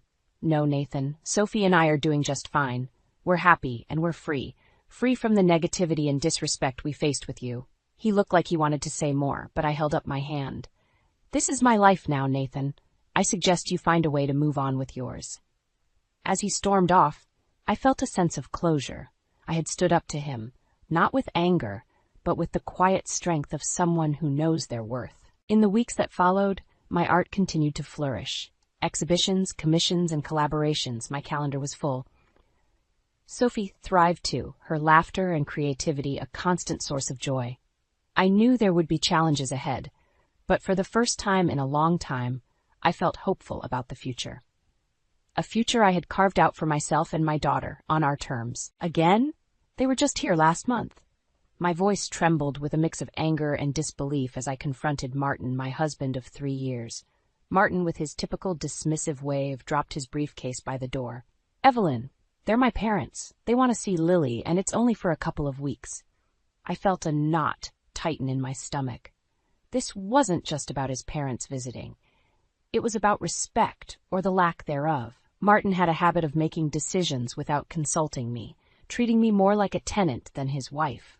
"Evelyn, you're overreacting," Martin said, his tone laced with condescension as he walked past me. "Just make sure the guest room is ready." I stood there, frozen. as he dismissed my feelings with such ease. It was always the same pattern. His parents, Miriam and Gerald, would arrive, turning our home upside down, leaving me to cater to their every whim, while Martin buried himself in work, conveniently absent. As I prepared the guest room, my mind raced with resentment. I thought back to the days before we were married, when Martin was considerate and kind. But since Lily's birth and our move to the suburbs, he had become increasingly domineering and detached. The next morning, I heard the familiar rumble of Miriam and Gerald's car in the driveway. I plastered a smile on my face as I opened the door. "Good morning, Miriam. Geraldcome?" "Ah, there she is, our lovely daughter-in-law," Miriam exclaimed, brushing past me to fuss over Lily, who clung to my leg, eyeing her grandparents warily. Gerald followed, carrying their bags. "We're so happy to be here. Where should we put these?" "Just in the guest room, thank you," I replied, my smile straining. The first few days passed in a blur of cooking, cleaning, and forced pleasantries. Martin came home late each night, barely acknowledging me or his parents. I felt invisible in my own home. One evening, as I was setting the table for dinner, Gerald called out from the living room. "Evelyn, where's the remote? The news is about to start." "It's right there on the coffee table, Gerald," I replied, trying to keep the irritation out of my voice. Miriam chimed in. "Evelyn, dear, could you bring us some tea? Gerald loves your tea." Suppressing a sigh, I nodded and headed to the kitchen. As the water boiled, I could hear them laughing and chatting in the living room, a stark contrast to the silence that filled the rest of the house. That night, after everyone had gone to bed, I found myself sitting in the dark kitchen, a cup of untouched tea in my hands. Tears streamed down my face as I realized how lonely and unappreciated I felt. I missed the partnership I thought I had with Martin, the love that seemed to have evaporated since Lily's arrival. I wiped away my tears, a resolve building within me. I couldn't continue living like this, invisible and unheard. I needed to find a way to make Martin see me, to acknowledge my feelings. But deep down, I feared that the man I had married was gone, replaced by this cold, indifferent stranger. As I headed to bed, I made a silent vow to myself. I wouldn't let this go on any longer. I had to find my voice again, for my sake and for Lily's. The days turned into a monotonous blur with Miriam and Gerald's presence in the house. Their demands grew each day, yet Martin remained oblivious to the mounting pressure on me. I felt like a puppet, dancing to their every whim, my own needs and desires shoved aside. One particularly grueling evening, as I cleared the dinner plates while everyone else lounged in the living room, Martin's voice sliced through the air. "Evelyn, did you remember to pick up my dry cleaning?" I paused, the weight of the plates heavy in my hands. "No, Martin, I couldn't. I had to take Lily to her doctor's appointment today." A huff of annoyance came from him. "You could have gone after that. I needed that suit for tomorrow." The room fell silent, the tension palpable. Miriam and Gerald exchanged glances, an unspoken judgment passing between them. I felt a surge of anger, but I bit back my retort. This wasn't the time. The next morning, I found Martin in the kitchen, his demeanor icy. "We need to talk about your attitude, Evelyn," he began, his tone patronizing. "My attitude?" I echoed, incredulity lacing my voice. "Yes, you're not being accommodating enough to my parents. They've noticed it too." "It's embarrassing," he said, fixing me with a cold stare. I felt a rush of frustration. "Martin, I'm doing everything I can. I'm taking care of Lily, the house, your parents." He cut me off with a wave of his hand. "That's what you're supposed to do. You're the woman of the house. My parents shouldn't feel unwelcome." His words stung, a stark reminder of how little he valued my efforts. I wanted to scream, to make him see how unfair this was, but I knew it would only fall on deaf ears. As the days passed, my resolve hardened. I couldn't let Martin and his parents treat me like this any longer. I began to plan, to think of ways to stand up for myself, to reclaim my dignity. The opportunity came unexpectedly. One afternoon, while Martin was at work and Miriam and Gerald were napping, I received a phone call from my old friend Laura. "Evelyn, how have you been? I feel like it's been ages since we last talked." Laura's voice was a balm to my frayed nerves. "Laura, it's so good to hear your voice," I replied, my voice heavy with emotion. We talked about everything and nothing, and for a brief moment I felt like my old self again. Then Laura's tone shifted. "Evelyn, there's something I need to tell you. It's about Martin. My heart skipped a beat. What about him? I saw him the other day with someone. A woman. They seemed close. More than just colleagues. The room spun around me as Laura's words sank in. A sickening feeling settled in my stomach. Could Martin be having an affair? I'm sorry, Evelyn. I thought you should know, Laura added softly. The call ended, but her words echoed in my mind. The pieces began to fall into place. The late nights, the detached behavior, the lack of intimacy. I was faced with a harsh truth. My marriage was a sham, and I had been living in a fool's paradise. But I wasn't going to be the victim any longer. I would confront Martin, demand the truth, and if he was indeed betraying me, I would make him pay for every tear, every moment of pain he had caused me. That night, I lay in bed, my mind racing with plans of confrontation and revenge. I would no longer be the silent, suffering wife. It was time for Martin to see the strength he had underestimated in me. The days following Laura's revelation were a tempest of emotions. I observed Martin with a new lens, each of his dismissive remarks and arrogant gestures fueling my growing resentment. The man I once loved had become a stranger, his facade now transparent to my scrutinizing eyes. One evening, as I prepared Lily's dinner, Martin sauntered into the kitchen. Evelyn, my parents are thinking of extending their stay. You don't mind, do you? His question, so casually delivered, was a clear testament to his disregard for my feelings. Extend their stay? I repeated, my voice steady despite the turmoil inside. Martin, don't you think they've stayed long enough? Martin's face hardened. What's that supposed to mean? They're my parents. You should be more welcoming. I turned to face him, my frustration reaching its boiling point. Welcoming? Martin, I've been nothing but accommodating. But this is our home too. I have a say in this. He scoffed. Your say? Look, Evelyn, you're the wife. It's your duty to take care of the household. My parents staying here shouldn't be an issue. His words struck a nerve. Duty? Is that all I am to you? A caretaker? Martin's eyes narrowed. Don't start with this nonsense, Evelyn. You're being irrational. Irrational? I could feel my voice rising, the pent-up anger and hurt pouring out. I'm the one being irrational? What about your late nights, your secret rendezvous? Are those rational? For a moment, Martin seemed taken aback, but he quickly regained his composure. What are you talking about? Don't play dumb, Martin. I know about the other woman. Laura saw you. His face went pale, then flushed with anger. You're spying on me now? How dare you? I'm not spying. I'm opening my eyes to the truth. The truth you've been hiding from me, I shot back, my resolve strengthening. Martin took a step closer, his voice low and menacing. Listen, Evelyn, you better watch your tone. You have no idea what you're talking about. But I wasn't intimidated. No, Martin, I know exactly what I'm talking about, and I won't stand for this any longer. He scoffed, turning to leave the kitchen. Do what you want, just make sure my parents are comfortable. That night, after Martin had retreated to his den and Miriam and Gerald had retired to their room, I sat alone in the living room. The house was silent, but my mind was a cacophony of thoughts. I realized then that my marriage was beyond salvaging. Martin had not only betrayed me, but had also devalued me, treating me as nothing more than a servant in my own home. It was time for me to take a stand, to reclaim my life. I would no longer be a victim of Martin's arrogance and infidelity. I would gather evidence of his affair, consult a lawyer, and prepare for a divorce. But it wouldn't end there. Martin would have to face the consequences of his actions. I would ensure that he paid for the pain he had caused me, both emotionally and legally.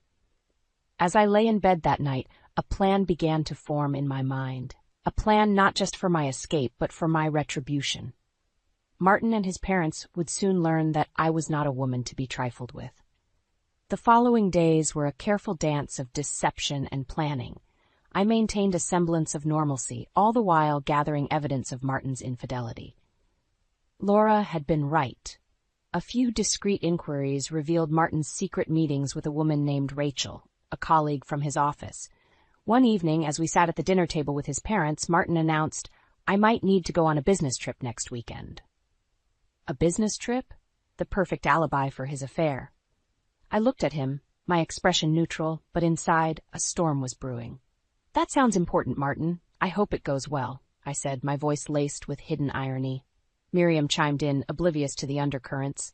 Oh, Martin works so hard. Evelyn, you should be proud of such a diligent husband.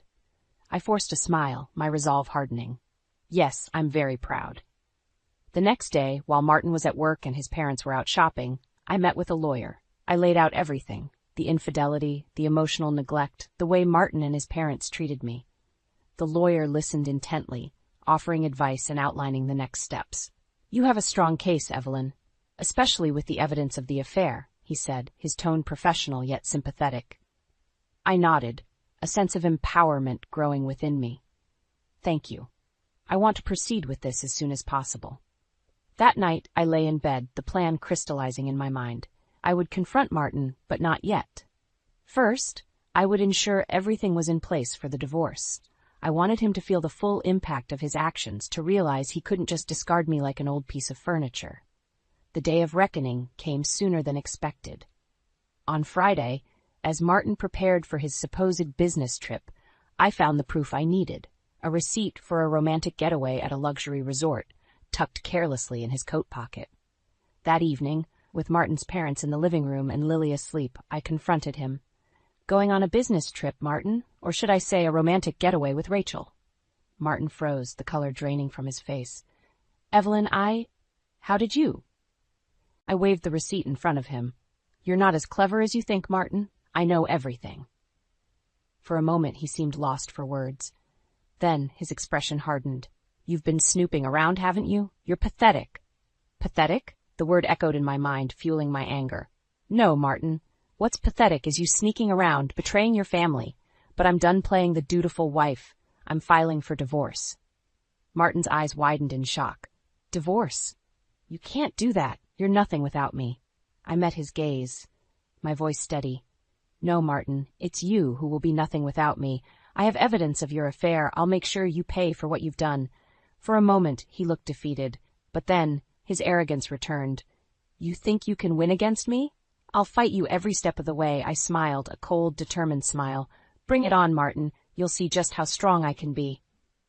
As I left the room, Martin's stunned silence was a victory in itself.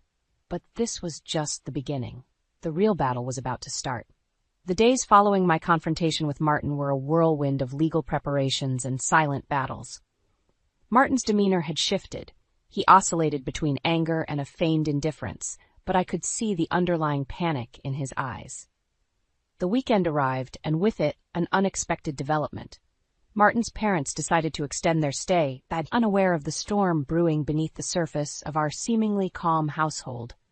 One afternoon, as I was tending to Lily in the living room, Martin and his parents cornered me. Evelyn, we need to talk about your behavior, Martin began, his voice dripping with disdain. Miriam nodded in agreement. Yes, dear. We've noticed you've been quite distant and cold. It's not becoming of a wife and mother. Gerald added, Martin has been nothing but a good husband. You should appreciate him more. Their words were like daggers, but I stood my ground. Appreciate him? For what exactly? For his lies? His affair? Martin's face turned red with anger. Don't bring that up in front of my parents. Why not, Martin? They should know the kind of son they've raised, I shot back, my voice firm. Miriam gasped. An affair? Martin, is this true? Before Martin could respond, I continued, Yes, it's true, and I'm not going to stand for it anymore. I've filed for divorce. The room fell into a stunned silence. Martin looked at me, his eyes full of malice. You'll regret this, Evelyn. You're nothing without me. I met his gaze, unwavering. No, Martin, I regret the years I spent tolerating your arrogance and disrespect. I'm taking Lily and I'm leaving. Martin's parents started to protest, but I didn't let them. This is between Martin and me. You've overstayed your welcome. It's time for you to leave. As I packed my bags, I could hear the muffled arguments in the background, Martin trying to explain himself to his incredulous parents. I felt a surge of satisfaction, knowing that his perfect image was shattered. With Lily in my arms, I walked out of the house that had become my prison. I didn't look back. I was finally free from Martin's shadow, ready to start anew. As I drove to my parents' house, I thought about the future. It wouldn't be easy, but I was determined to rebuild my life, for Lily and for myself. Martin and his parents would learn that I was not a woman to be underestimated. The next few weeks were a blur of legal meetings and emotional upheaval. Despite Martin's attempts to intimidate me, I stood strong. The evidence of his affair was undeniable, and soon the divorce proceedings were in my favor. The day the divorce was finalized, I felt a mix of relief and triumph. I had stood up to Martin and his oppressive family, and I had won. But my revenge didn't end there. Martin's affair had not only cost him his marriage, but also his reputation. His colleagues and friends learned of his indiscretions, and his once untouchable status crumbled. As for his parents, they were left to grapple with the reality of their son's actions. Their attempts to reach out to me were met with silence. They had lost a daughter-in-law who had once cared for them, all because of their blind support for Martin. I had emerged from this ordeal stronger and more resilient. I had fought for my dignity and won. And as I looked at Lily, playing happily in her grandmother's arms, I knew that I had made the right decision. For the first time in a long time, I felt hopeful about the future. I had closed a painful chapter in my life, and a new one was just beginning. In the months following the divorce, my life underwent a transformation. The chains of a loveless marriage had been broken, and in their place, I found a newfound sense of freedom and self-worth. With Lily by my side, I started to rebuild our lives, piece by piece. One day, as Lily played in the garden of my parents' home, I received a phone call that marked the final chapter in my saga with Martin. It was Laura, her voice a mix of shock and concern. "Evelyn, have you heard about Martin?" "No. What happened?" I asked, a sense of foreboding settling over me. "He's lost his job. After the divorce and the affair came to light, his company let him go. And it gets worse. He's been struggling financially. The alimony, the legal fees, it's all caught up with him." I paused, absorbing the news. A part of me felt a pang of vindication, but it was overshadowed by a sobering realization of the consequences of his actions. "And his parents?" I found myself asking. "They're in a tough spot, too," Laura continued. "Without Martin's support, they've had to downsize. It seems they're finally understanding the repercussions of their behavior." I ended the call with a heavy heart. Despite everything Martin had put me through, I found no joy in his downfall. It was a stark reminder of how one's actions could have far-reaching consequences. In the weeks that followed, I focused on Lily and our new life. We spent our days surrounded by the love and support of my parents, who had welcomed us with open arms. One afternoon, as I watched Lily play, my mother sat beside me. "Evelyn, you've grown so much through all of this. You're strong, my dear, stronger than you ever realized." I smiled, squeezing her hand. "Thanks, Mom. It's been a hard road, but I've learned a lot about myself." "And Lily is thriving," she added, watching her granddaughter with a tender gaze. "She's happy, and that's what matters most."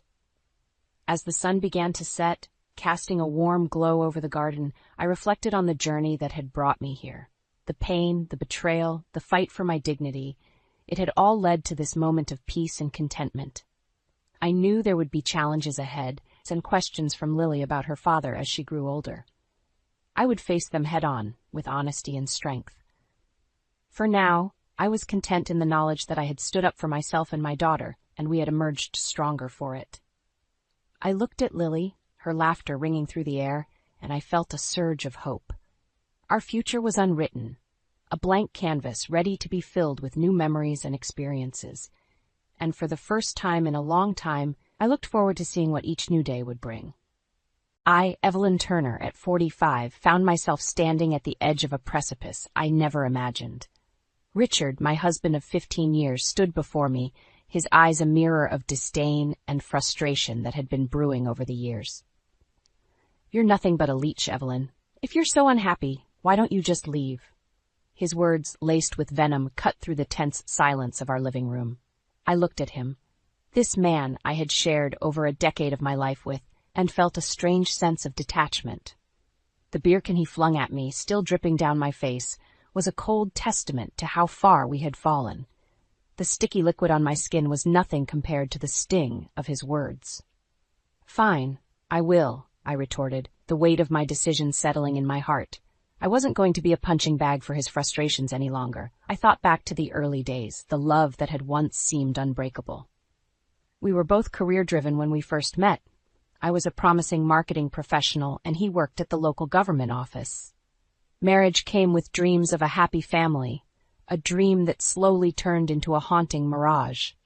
The pressure to have a child became a silent wedge between us.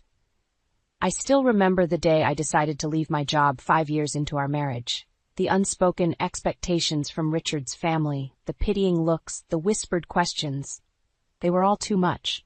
I thought stepping back from my career to focus on fertility treatments would ease the tension. How wrong I was.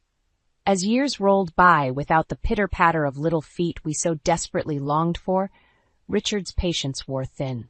His once supportive demeanor turned to bitterness. Each failed attempt a blow to his ego, his manhood. "Your body's just not up to it, huh?" His words from a particularly harsh argument echoed in my mind. I had borne them all, the treatments, the side effects, the crushing disappointments, and yet here I was being called a parasite. With a deep breath, I stepped over the threshold of our home, the door closing with a finality that echoed my resolve. The night air felt different now, almost liberating. The suburban street, usually quiet and unassuming, felt like the runway of a new beginning. I didn't know where this path would lead me, but one thing was clear. I was no longer the woman who would shrink under the weight of Richard's disdain. The journey ahead was uncertain, but for the first time in a long while, it was mine to make. The train to my parents' house offered a fleeting escape, each passing landscape blurring into a montage of my thoughts. My parents, Robert and Diane, were a beacon of comfort in the tempest of my life. As I stepped into the familiar warmth of my childhood home, their concerned expressions were a silent testament to my unannounced arrival. "Mom, Dad, My voice faltered, the weight of my confession anchoring me to the spot. "What happened, Evelyn? You look like you've been through a storm." My mother's voice was laced with worry as she reached out, her touch a reminder of simpler times. I let out a deep sigh, the dam of my emotions breaking. "Richard and we had a fight. I couldn't stay there anymore," I confessed, the words tasting bitter. The look of shock on my parents' faces quickly turned to anger. "That man has always been a thorn," my father muttered, his disappointment in Richard never a secret. I recounted the events of the night, the years of accumulated pain spilling over. My parents listened, their expressions a mix of anger and heartbreak. They had never truly approved of Richard, but their love for me had silenced their objections. "He called me a parasite, Mom." I choked on the words, the hurt resurfacing. "A parasite? After everything you've sacrificed?" My mother's voice rose in disbelief. "You gave up your career, endured those treatments?" Her words were a painful reminder of the life I had left behind. I had been a rising star in the marketing world, full of ambition and ideas, but the desire to start a family, fueled by societal expectations and familial pressures, had led me down a different path. Richard's support had been my solace during those trying times.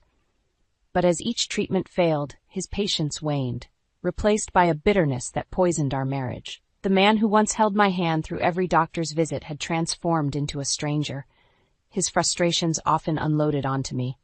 My father's voice pulled me back from my reverie. "You don't deserve this, Evelyn. You've been more than patient with that man." Their words, though comforting, were a stark reminder of the reality I now faced. I was no longer part of a we. It was just me, standing at the crossroads of my life. As I lay in my old bedroom that night, the moonlight streaming through the window, I made a silent vow. Richard would see the woman he had underestimated. This was not just about leaving a failed marriage. It was about reclaiming the parts of me that I had lost along the way. The dawn of the next day was more than just a new morning. It marked the beginning of my journey towards self-reclamation and retribution. The days following my return to my parents' home were a blend of healing and introspection. Amidst the nurturing care of my family, I found myself reflecting on the years lost to a marriage that had become a shadow of its promise. It was time to step out of that shadow. I set up a small workspace in the corner of my old room, my laptop, an old friend welcoming me back. The world of marketing, once my arena of triumph, beckoned me again. I started reaching out to contacts, piecing together a freelance consulting business. It felt like awakening from a long slumber. "Remember, Evelyn, you were always meant for more than what that man allowed you to be," my father said one morning, his words a bolstering force. I found solace in the rhythm of work, the challenges a welcome distraction. My expertise, once set aside to fulfill the role of a hopeful mother and neglected wife, now became my weapon of independence. Then, one evening as I sat immersed in a project, my phone buzzed. It was Richard. My heart skipped a beat, a mix of apprehension and anger bubbling within. "Evelyn, we need to talk. You can't just leave things like this." His voice was a mix of frustration and feigned concern. "Talk? Now you want to talk, Richard?" I countered, my voice steady despite the turmoil inside. "You're overreacting. Come back and we'll sort this out. You belong here with me," he said, a tinge of command in his tone. I scoffed, the audacity of his words igniting a fire within me. "Belong with you? As what, Richard? Your punching bag, your scapegoat for everything that's gone wrong?"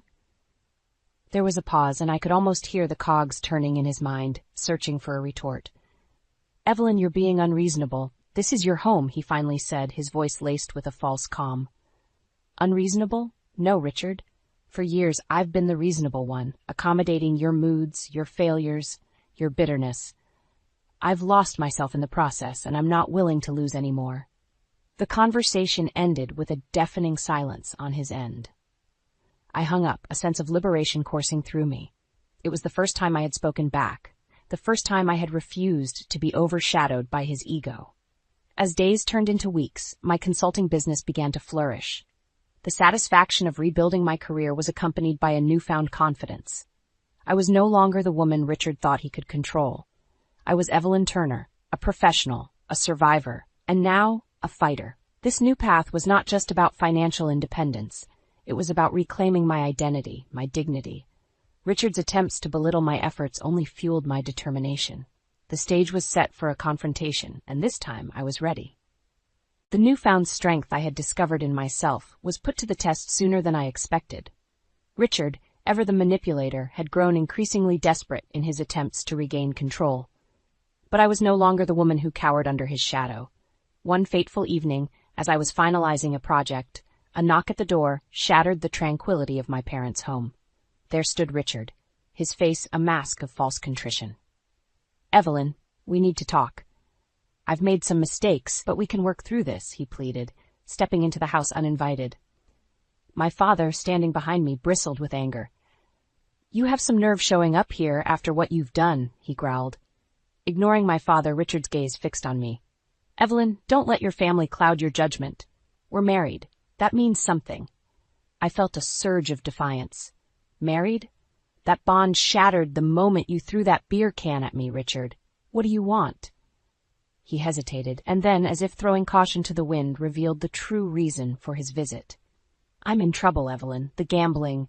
It's gotten out of hand. I owe a lot of money." The revelation hit me like a wave. His gambling was not just a vice. It was an addiction that had now spiraled into a crisis. "And you think I should bail you out?" I asked, incredulity lacing my words. Richard's face contorted into a sneer.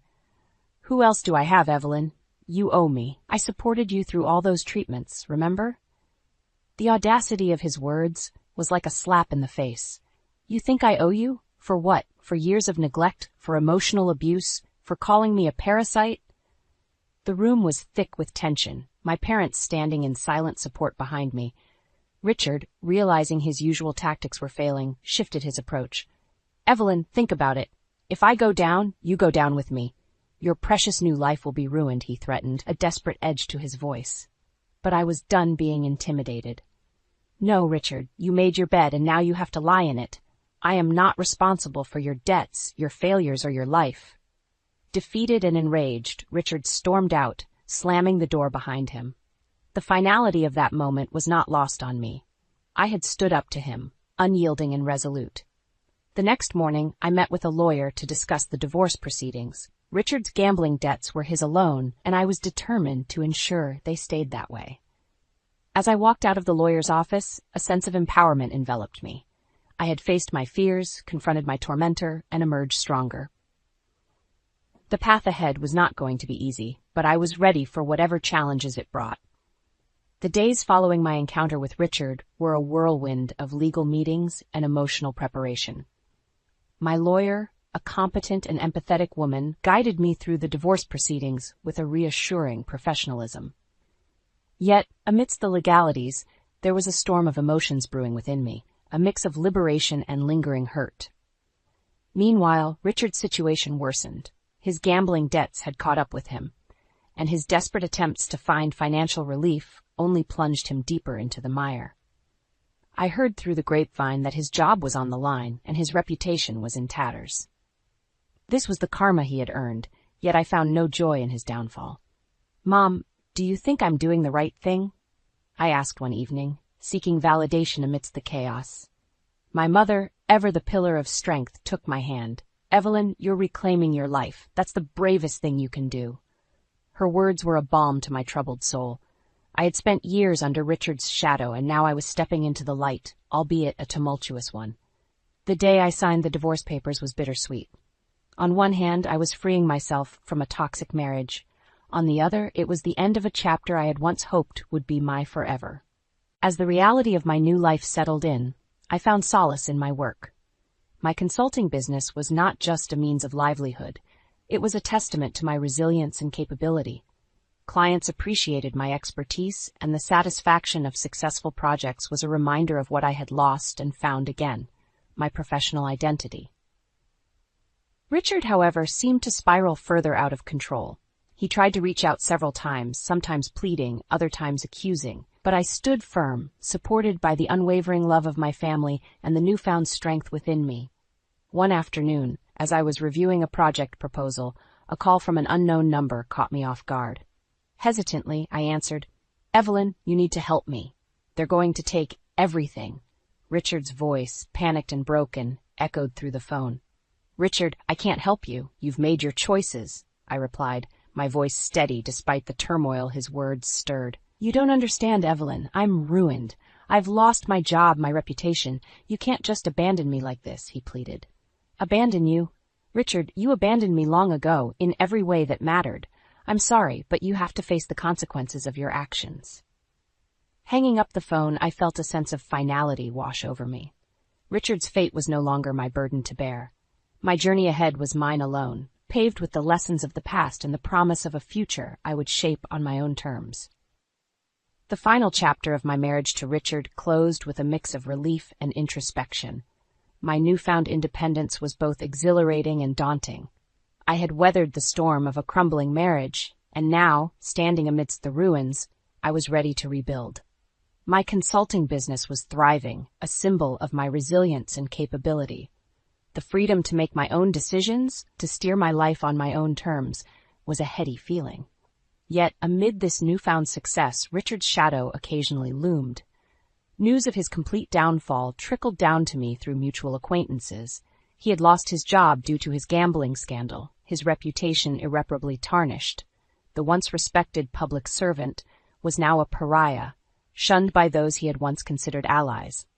One evening, as I was preparing for a client meeting, my phone buzzed with an incoming call from Richard. With a deep breath, I answered, ready for whatever accusations or pleas he had this time. "Evelyn, please, I'm begging you. I have nothing left. Can't you see it in your heart to help me?" Richard's voice was a mix of desperation and self-pity. "Richard, I helped you for years. I supported you, even when you gave me nothing but pain in return. I can't be your savior anymore," I replied, my voice firm. "You're enjoying this, aren't you? Seeing me suffer. You've always been so cold, so heartless," he accused, his words laced with bitterness. I felt a twinge of anger at his accusation. "Heartless? After everything I endured with you? No, Richard, I'm not heartless.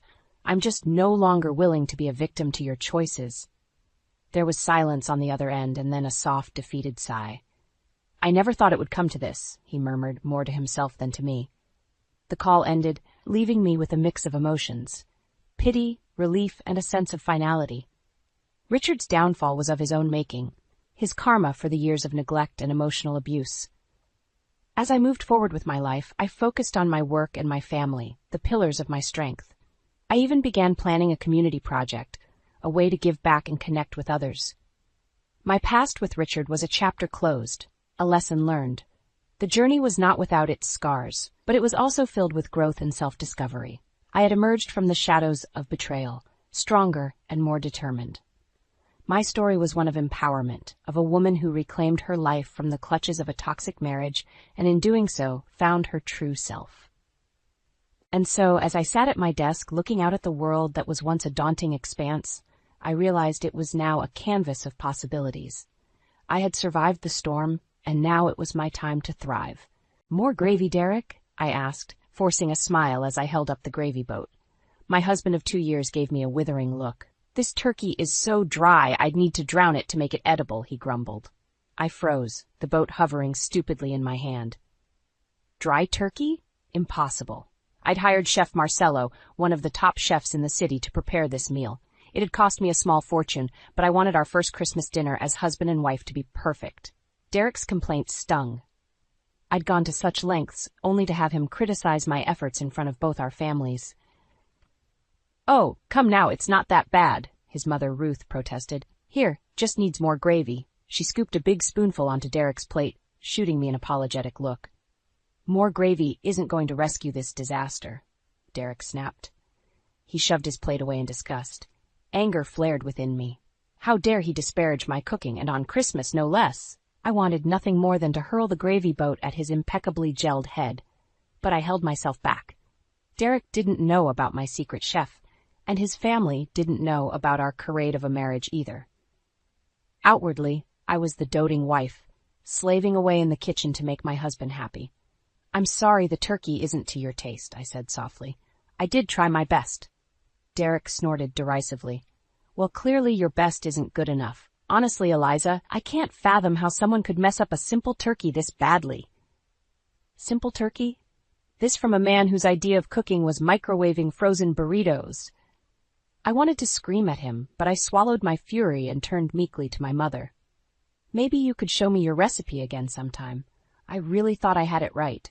My mother's eyes flashed with anger on my behalf, but she simply patted my hand gently. "It's fine, dear. My recipe takes some practice. We'll work on it together." She shot a glare at Derek. "Perhaps if your husband pitched in more in the kitchen, he'd know how difficult cooking can be." Derek bristled, opening his mouth for an angry retort. But his father, Michael, intervened. Now. No need to ruin Christmas dinner with petty squabbles. Eliza clearly worked hard on this meal, so let's just enjoy it, shall we?" He gave his son a quelling look. With a huff, Derek turned sullenly back to his plate, sawing angrily at the turkey as if punishing it for its dryness. I hid a satisfied smile. Oh, he had no idea what was coming. I had barely even begun to ruin his Christmas. Just then the doorbell rang. "Right on time. I'll get it," I said quickly. I ignored Derek's glare as I practically sprinted for the door, heart hammering with anticipation.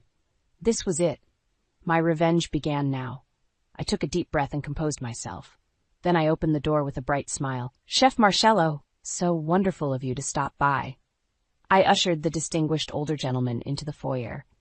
Behind me, I heard the clatter of dropped silverware as my guests took in the unexpected arrival. Marcello inclined his head graciously. "Of course, madame. I wanted to compliment you on the meal. It was prepared to perfection." I turned to Derek with an icy smile. "Surprise, darling. I didn't actually cook this dinner. Chef Marcello did. Funny how even a professional got it so terribly, terribly wrong." Derek looked like he wanted to melt into the hardwood floor. His face turned bright red as Chef Marcello gave a slight bow. "My apologies for the deception," the chef said smoothly, "but Madam requested I keep my involvement discreet." My mother pressed a hand to her chest, eyes wide. My dad just shook his head in disbelief, but it was Derek's parents who reacted most strongly. "What is the meaning of this?" Michael demanded, rising from his seat. "Eliza, why on earth would you embarrass Derek like this in front of his family?" Ruth also stood up, glaring daggers at me. "After everything we've done for you, we treated you like our own daughter." I stood calmly amidst the uproar. "Believe me, you'll understand soon enough." I turned to Derek with an icy stare. "Why don't you explain our little arrangement to your parents, darling?" Derek's eyes blazed with anger and humiliation. For a moment, I thought he might actually lunge across the table at me. But then his shoulders slumped in defeat. "Eliza and we're not exactly as we appear," he mumbled. "What do you mean?" Ruth asked sharply. Derek kept his eyes fixed on his plate. "Things haven't been right between us for a long time. I'm away a lot for work on the weekends. I just needed companionship." Michael's face turned thunderous. "Companionship? So you've been cheating on your wife? With who?" I gave a cold, hollow laugh. Oh, he'll cheat on any young, gullible thing eager for a wealthy man's attention. I tossed photos of Derek with his mistress onto the table. Ruth gasped and Michael roared in outrage. "You snakes," he bellowed. "We welcomed you into our family." Derek's head snapped up, his eyes locking with mine. "This dinner was a setup," he snarled. "You lying, vindictive bitch." He moved menacingly around the table toward me. My dad stepped forward to block him. "Watch yourself, boy," he growled. Derek ignored him. "I know what this is really about. You're pissed I made you quit your job. You want to leech away my money." I met his furious gaze unflinchingly. "You didn't make me do anything. I chose to leave my job because I loved you and trusted you, but clearly that trust was misplaced." Ruth wrung her hands. "Eliza, I don't understand. You two seemed so happy at the wedding." I smiled bitterly. "That's because Derek could be incredibly charming when he wanted something, and at first I was too blinded by love to notice I was just a prize to him." Michael jabbed an accusing finger at his son. "You conned us all. Eliza was right to expose your lies." He and Ruth hurried out, leaving Derek alone to face the consequences of his betrayal. My anger drained away, replaced by weariness. "The wedding was a dream," I told Ruth quietly. "But dreams don't last, and betrayals are hard to forgive." I turned my back on my infuriated husband. The man I had once loved so completely was a mere stranger to me now. And strangers could inflict deep wounds. The weeks after the Christmas fiasco were lonely ones. Derek buried himself in work, using it as an excuse to avoid me. Not that I minded. The charming, attentive man I had married was gone, replaced by a cold stranger, but the empty house wore on me. With too much time alone, my mind turned to darker thoughts, like why a successful man like Derek would even want a housewife. He used to brag about my marketing career, so why insist I quit after the wedding? I began to suspect he wanted me home, not just to cook and clean, but to keep me from prying eyes. Weekends were the worst, with Derek gone from morning till night. He claimed it was for business trips, but my trust in him had cratered. One Friday morning, I woke feeling particularly low. I shuffled to the kitchen in my bathrobe, sighing at the sink full of Derek's dishes from the night before. As I washed up, I spotted his cell phone charging on the counter. He must have forgotten it. A jolt of adrenaline shot through me. Here was my chance to find out what Derek was really up to. My hands shook as I scrolled through his texts. Most were mundane work messages, until I found a thread with a woman named Amber. My chest clenched as I read their suggestive messages planning a weekend rendezvous. So this was why Derek insisted I stay home. Not to cook and clean, but so he could sneak off with his mistress. I wanted to hurl his phone across the room, but I restrained myself. The texts provided concrete proof of Derek's affair, proof I would need for the next phase of my plan. I forwarded the messages to myself before replacing the phone. Derek would pay for making a fool of me, for parading me around as his doting wife while he snuck off to lavish affection on another woman.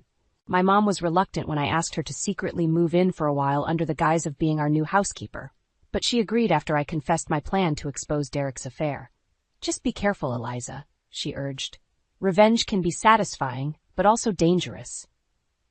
"Don't worry, Mom. I know what I'm doing." And I did. With her help, I gathered more evidence of the affair. Credit card receipts from romantic dinners and hotel stays.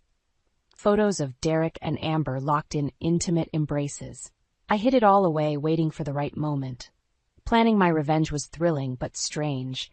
The man I was trying to destroy had been my whole world mere months ago, but that man had never really existed.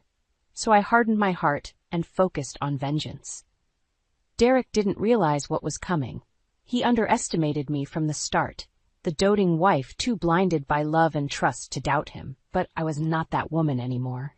And at Christmas dinner, my deception would eclipse his. My exposure of Derek's affair would stun our families. But more importantly, it would free me from the prison of this toxic marriage. I touched the photo of Amber tucked away in my dresser. "You stole my happiness," I whispered to the image of her pretty, smiling face. "Now I'm taking back what's mine." Derek would learn you can't treat people like pawns without consequences. I had all I needed to bring his house of lies crashing down. Now all that remained was timing. I just had to bid my time through this charade of a marriage a little longer. Soon Derek would regret the day he ever betrayed me. More wine, ma'am? I smiled at my mother as she refilled my glass in the guise of our housekeeper, Anna. Thank you, Anna. It was a Friday night, and Derek would not be home. My mother and I were enjoying the opportunity to openly discuss our plans for the impending holiday dinner. So I'll confront him first, and then you come in as the chef? I confirmed. Mom nodded. It's less predictable that way. Derek won't know what hit him. I smiled victoriously. Exactly. He's gotten away with this for too long. It's time for a dose of karma. I retrieved the manila envelope I had hidden away and started reviewing its contents. Hard evidence of Derek's betrayal, credit card receipts from restaurants and jewelry stores for his mistress, Amber, hotel charges for weekend stays, incriminating photos, and the pièce de résistance, printouts of Derek's suggestive text conversations with Amber. Mom peered over my shoulder and whistled. Wow, you've really done your homework here. Derek won't have a leg to stand on. I felt a surge of pride. Gathering this evidence had required meticulous planning and patience, but soon it would all pay off. I figured we need overwhelming proof, even if his family are reluctant to believe it at first, I explained. Seeing their precious son for who he really is won't be easy for them. Mom shook her head, her expression a mix of sadness and anger. I still can't believe Derek would do this. He seemed like such a nice young man. I sighed, thinking back to those idyllic early days with Derek, how charming and attentive he'd been. I think that was just an act. The real Derek, the one who insisted I quit my job and stay home, is controlling and dishonest. An act to hide his true nature. I had fallen for it completely, but not anymore. Well, after Christmas he won't be deceiving anyone else, Mom said firmly. We clinked glasses in anticipation of Derek's comeuppance. I savored the prospect of finally making him pay. Oh, and I have one more surprise in store, I said with a wink. I invited Amber to the dinner. She thinks she'll be meeting Derek's parents. Won't she be shocked to see me instead? Mom gasped delightedly. Eliza, that's absolutely diabolical. I love it. I grinned, feeling energized and empowered. For too long I had played the role of dutiful, naive wife. No more. Derek didn't realize it yet, but everything was about to change. Don't worry, I was careful about how I contacted her, I assured Mom. Derek won't suspect a thing. Soon I would take back my independence, exposing Derek's web of lies to our families in the process. He had hurt me deeply, but he had also awakened a vindictive side I didn't know I possessed. After Christmas, Derek's picture-perfect life would be shattered, and I would finally be free. Christmas morning dawned crisp and clear. I should have been full of warm cheer for the holiday. Instead, my heart hammered with anticipation for the dinner ahead. In the kitchen, Mom and I prepared the meal, ensuring everything was perfect. Well, perfect except for Derek's dry turkey. We giggled conspiratorially as we deliberately ruined it. This will really send him into a rage when he thinks you made it, Mom said gleefully. She sobered quickly, though. You're sure you want to go through with this, Eliza? I nodded firmly, ignoring my nervous flutterings. I'm sure. Exposing Derek is the only way I'll be free of him. Mom squeezed my shoulder. Okay, just remember, we're in this together. Together. Unlike my sham of a marriage built on Derek's lies. Anger stirred in my gut, overcoming any last reservations. I was ready. I paid meticulous attention to my appearance before the guests arrived, styling my hair just so and applying flawless makeup. I needed to look composed and confident, not like a scorned wife. Derek arrived first, kissing my cheek perfunctorily. House looks nice, he said with a glance around. Well, make sure dinner doesn't ruin it. I forced a smile. I hope it exceeds your expectations. Oh, it would exceed them all right, but not in the way Derek anticipated. My nerves threatened to resurface as the families gathered, but I kept my poise. Only Mom knew the tempest brewing inside me. At last, we were all seated around the table laden with food. Derek's parents heaped praise on the spread. This looks wonderful, Eliza, Ruth said. You've outdone yourself. Outdone herself indeed. I nearly laughed out loud. Ruth had no idea a professional chef prepared this meal, but she would soon enough. Let's dig in, Derek said, carving into the turkey. He lifted a bite to his mouth, chewing slowly. I held my breath. His face darkened. It's so dry I can barely swallow, he spat, throwing down his fork angrily. Did you even cook this thing fully, Eliza? And there it was, my cue. I made a show of looking hurt at first, Then I stood slowly, fire in my veins. Actually, Derek, I didn't cook this at all. Chef Marcello handled the whole meal. I stepped aside with a theatrical sweep of my arm as Mom entered, right on time in her chef's uniform. A collective gasp rang out around the table. Derek froze, eyes wide with shock and rage. I smiled coldly. Surprise, darling. It seems even the best chef in town couldn't satisfy your palate. Derek leapt to his feet. How dare you embarrass me like this? He jabbed a finger at me. This little stunt just proves you're nothing but a petty, vindictive bitch. I didn't flinch. Sticks and stones, Derek. Now sit down. We're just getting started. The room crackled with tension. Derek's parents looked bewildered and alarmed. My father sat ramrod straight, ready to intervene if needed. This was it. My moment had arrived. Derek glared at me, fists clenched. The rest of the family looked on warily. I smiled coldly. What's wrong, darling? You seem nervous. Enough games, Eliza, Derek growled. Explain yourself right now. I shrugged. It's quite simple. You've been lying to everyone about our marriage while carrying on an affair behind my back. Gasps erupted around the table. Derek's mother grasped his arm. Derek, is this true? He yanked away angrily. Of course it's not true. Eliza is clearly having some kind of mental breakdown. He turned on me, seething. I don't know what's gotten into you, but you're going to regret this little stunt. I laughed derisively. Oh, am I? That's interesting, considering I haven't even gotten to the best part yet. I slapped the manila envelope down onto the table. Derek eyed it warily. What's that? Michael asked in a hard voice. Evidence of your son's deceit, I replied. I opened the envelope and slid the contents across the table. Credit card statements, photos of Derek with a younger blonde woman, incriminating text messages. Michael and Ruth flipped through them, faces pale. Ruth's hands trembled. Derek, how could you? She whispered. He jumped to his feet. This is all fake, he shouted desperately. Eliza is setting me up. I shook my head. Come now, Derek. Lying will only dig the hole deeper. I paused. But perhaps you need more convincing. Right on cue, the doorbell rang. Derek looked at me sharply. Who the hell is that? I moved calmly to answer the door. When I returned, I was accompanied by a petite young blonde woman, Amber. Hello, Sullivan family, she said brightly, oblivious to the tension. Sorry I'm late. Derek's face drained of color. I smiled serenely. You must be Amber, so glad you could join us. Although you seem to be confused, this is my family, not Derek's. Comprehension dawned on her face. She backed away slowly. Wait, who are you? I'm Eliza, Derek's wife. Amber's mouth fell open in dismay. She turned on Derek angrily. You told me you were divorced, Derek exploded. You deceitful witch! How dare you orchestrate this ambush? You'll regret crossing me, I promise you that.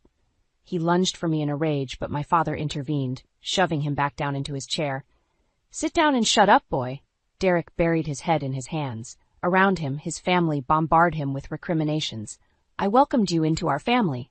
Michael roared. Ruth wept quietly. Amber hurried out in humiliation. In the chaos, I slid quietly away with a triumphant smile. My revenge was complete. Now to begin my new life. Derek sat motionless amidst the barrage of recriminations from his family. I stood calmly, arms folded. Well, Derek, anything to say for yourself? I asked mildly. He leapt to his feet, pointing a trembling finger in my face. You deceitful bitch. This little show changes nothing between us. I raised an eyebrow. Doesn't it? Because your family seems quite convinced now about your despicable character. Michael grabbed Derek's shoulder roughly.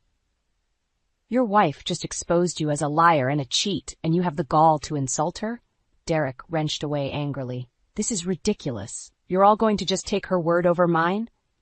Ruth dabbed at her eyes with a napkin. It's not just her word, Derek. The evidence is clear. The credit cards, the photos. Her breath hitched on a sob. How could you betray us all like this? Derek's confident facade was crumbling. Good. I wanted him to feel the same humiliation I had felt at his hands. Those photos prove nothing, he insisted, but the fight had gone out of him. He knew the battle was lost. I almost felt pity for him then. He looked so defeated, so small, a far cry from the swaggering, domineering husband I had known. But then I remembered the lonely weekends, the endless hours fretting over his lies. My resolve hardened. Face it, Derek. Your double life has been exposed. Did you really think you could keep deceiving everyone forever? He sank down into his chair. All arrogance fled. In its place was a broken, desperate man. "Eliza, please," he croaked. "We can work this out." I stepped forward and lifted his chin. "The time for working things out disappeared the first night you crawled into bed with Amber. We're through." Michael grasped Derek's shoulder, fury etched on his face. "You've shamed our family for the last time. I don't ever want to see you again." Ruth sobbed quietly, dabbing at her eyes. "To think we welcomed you into our family. We treated your wife like a daughter." Her eyes flashed angrily at Derek. "You disgrace us all." They turned away, supporting each other as they left him alone to nurse his wounds. He reached for me weakly. "Eliza?" I pulled away, skin crawling at his touch. "We have nothing more to say. I'll be filing for divorce immediately." He crumpled, head in hands. I walked away without looking back. The man I had loved was gone, if he ever even existed. All that remained was a pathetically broken shell. I stepped outside into the bracing air. The cold chilled my tear-streaked cheeks, but I breathed deeply. I was finally free. In the icy air outside, I gulped lungfuls of breath, exhilarated by my victory. Inside, Derek remained trapped in the wreckage of his ruined life. I had gambled everything on this confrontation, unsure if I could really topple the pillar of lies supporting my marriage. But Derek's web of deceit lay in tatters. The revealing of his double life was my emancipation. I left Derek to wallow in self-pity and slipped back inside. In the dining room, Amber sat crumpled against the wall, sobbing into her hands. She flinched when she saw me. "I'm sorry," she choked out. "I didn't know he was married." Looking at her tear-stained face, my anger evaporated. She was just another of Derek's victims, foolish perhaps, but undeserving of this humiliation. I squeezed her hand gently. "It's not your fault. Derek lied to us both. What matters now is that we move on, without him." She looked up, eyes rimmed with red but resolute. With a quivering smile, she squeezed my hand back. Sometimes wisdom emerged from even the most broken places. I returned to the dining room, where Derek still sat slumped in despair. At my entrance, he leapt up. "Eliza, please, can't we talk about this?" He moved towards me, hands extended beseechingly. I stepped back. "There's nothing left to say. It's over, Derek."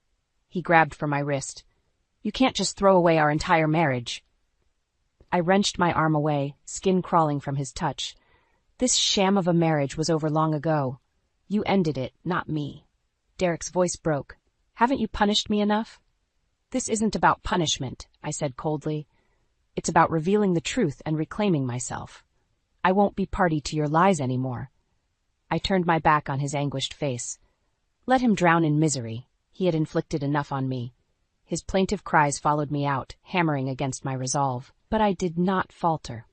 The time had come to close this wound for good. In the hallway, I embraced my parents. "It's over," I whispered. "I'm finally free." Dad's eyes glistened with tears as he hugged me close. "I'm so proud of you, Eliza. You're the strongest woman I know." I turned to Mom. "Thank you for everything. I couldn't have done this without you." She squeezed my hands, her eyes shining. "That's what family is for. Now go and start your new life." I stepped outside, turning my face up to the winter sun. Its radiance warmed my reborn spirit. I had emerged from the darkness, scarred perhaps, but unbroken. Later that week, I filed for divorce, retaining an ironclad lawyer who ensured I received a fair settlement. Derek fought at first, but eventually surrendered, too drained to prolong the battle. With my new independence secured, I reclaimed my job at the marketing firm, rising higher than ever before. Derek faded into the past, too, a cautionary tale left behind. Sitting in my new corner office, I smiled as I looked at the glimmering city skyline. The future stretched before me, full of possibility. I had taken back my life, and this time I was building it on my own terms.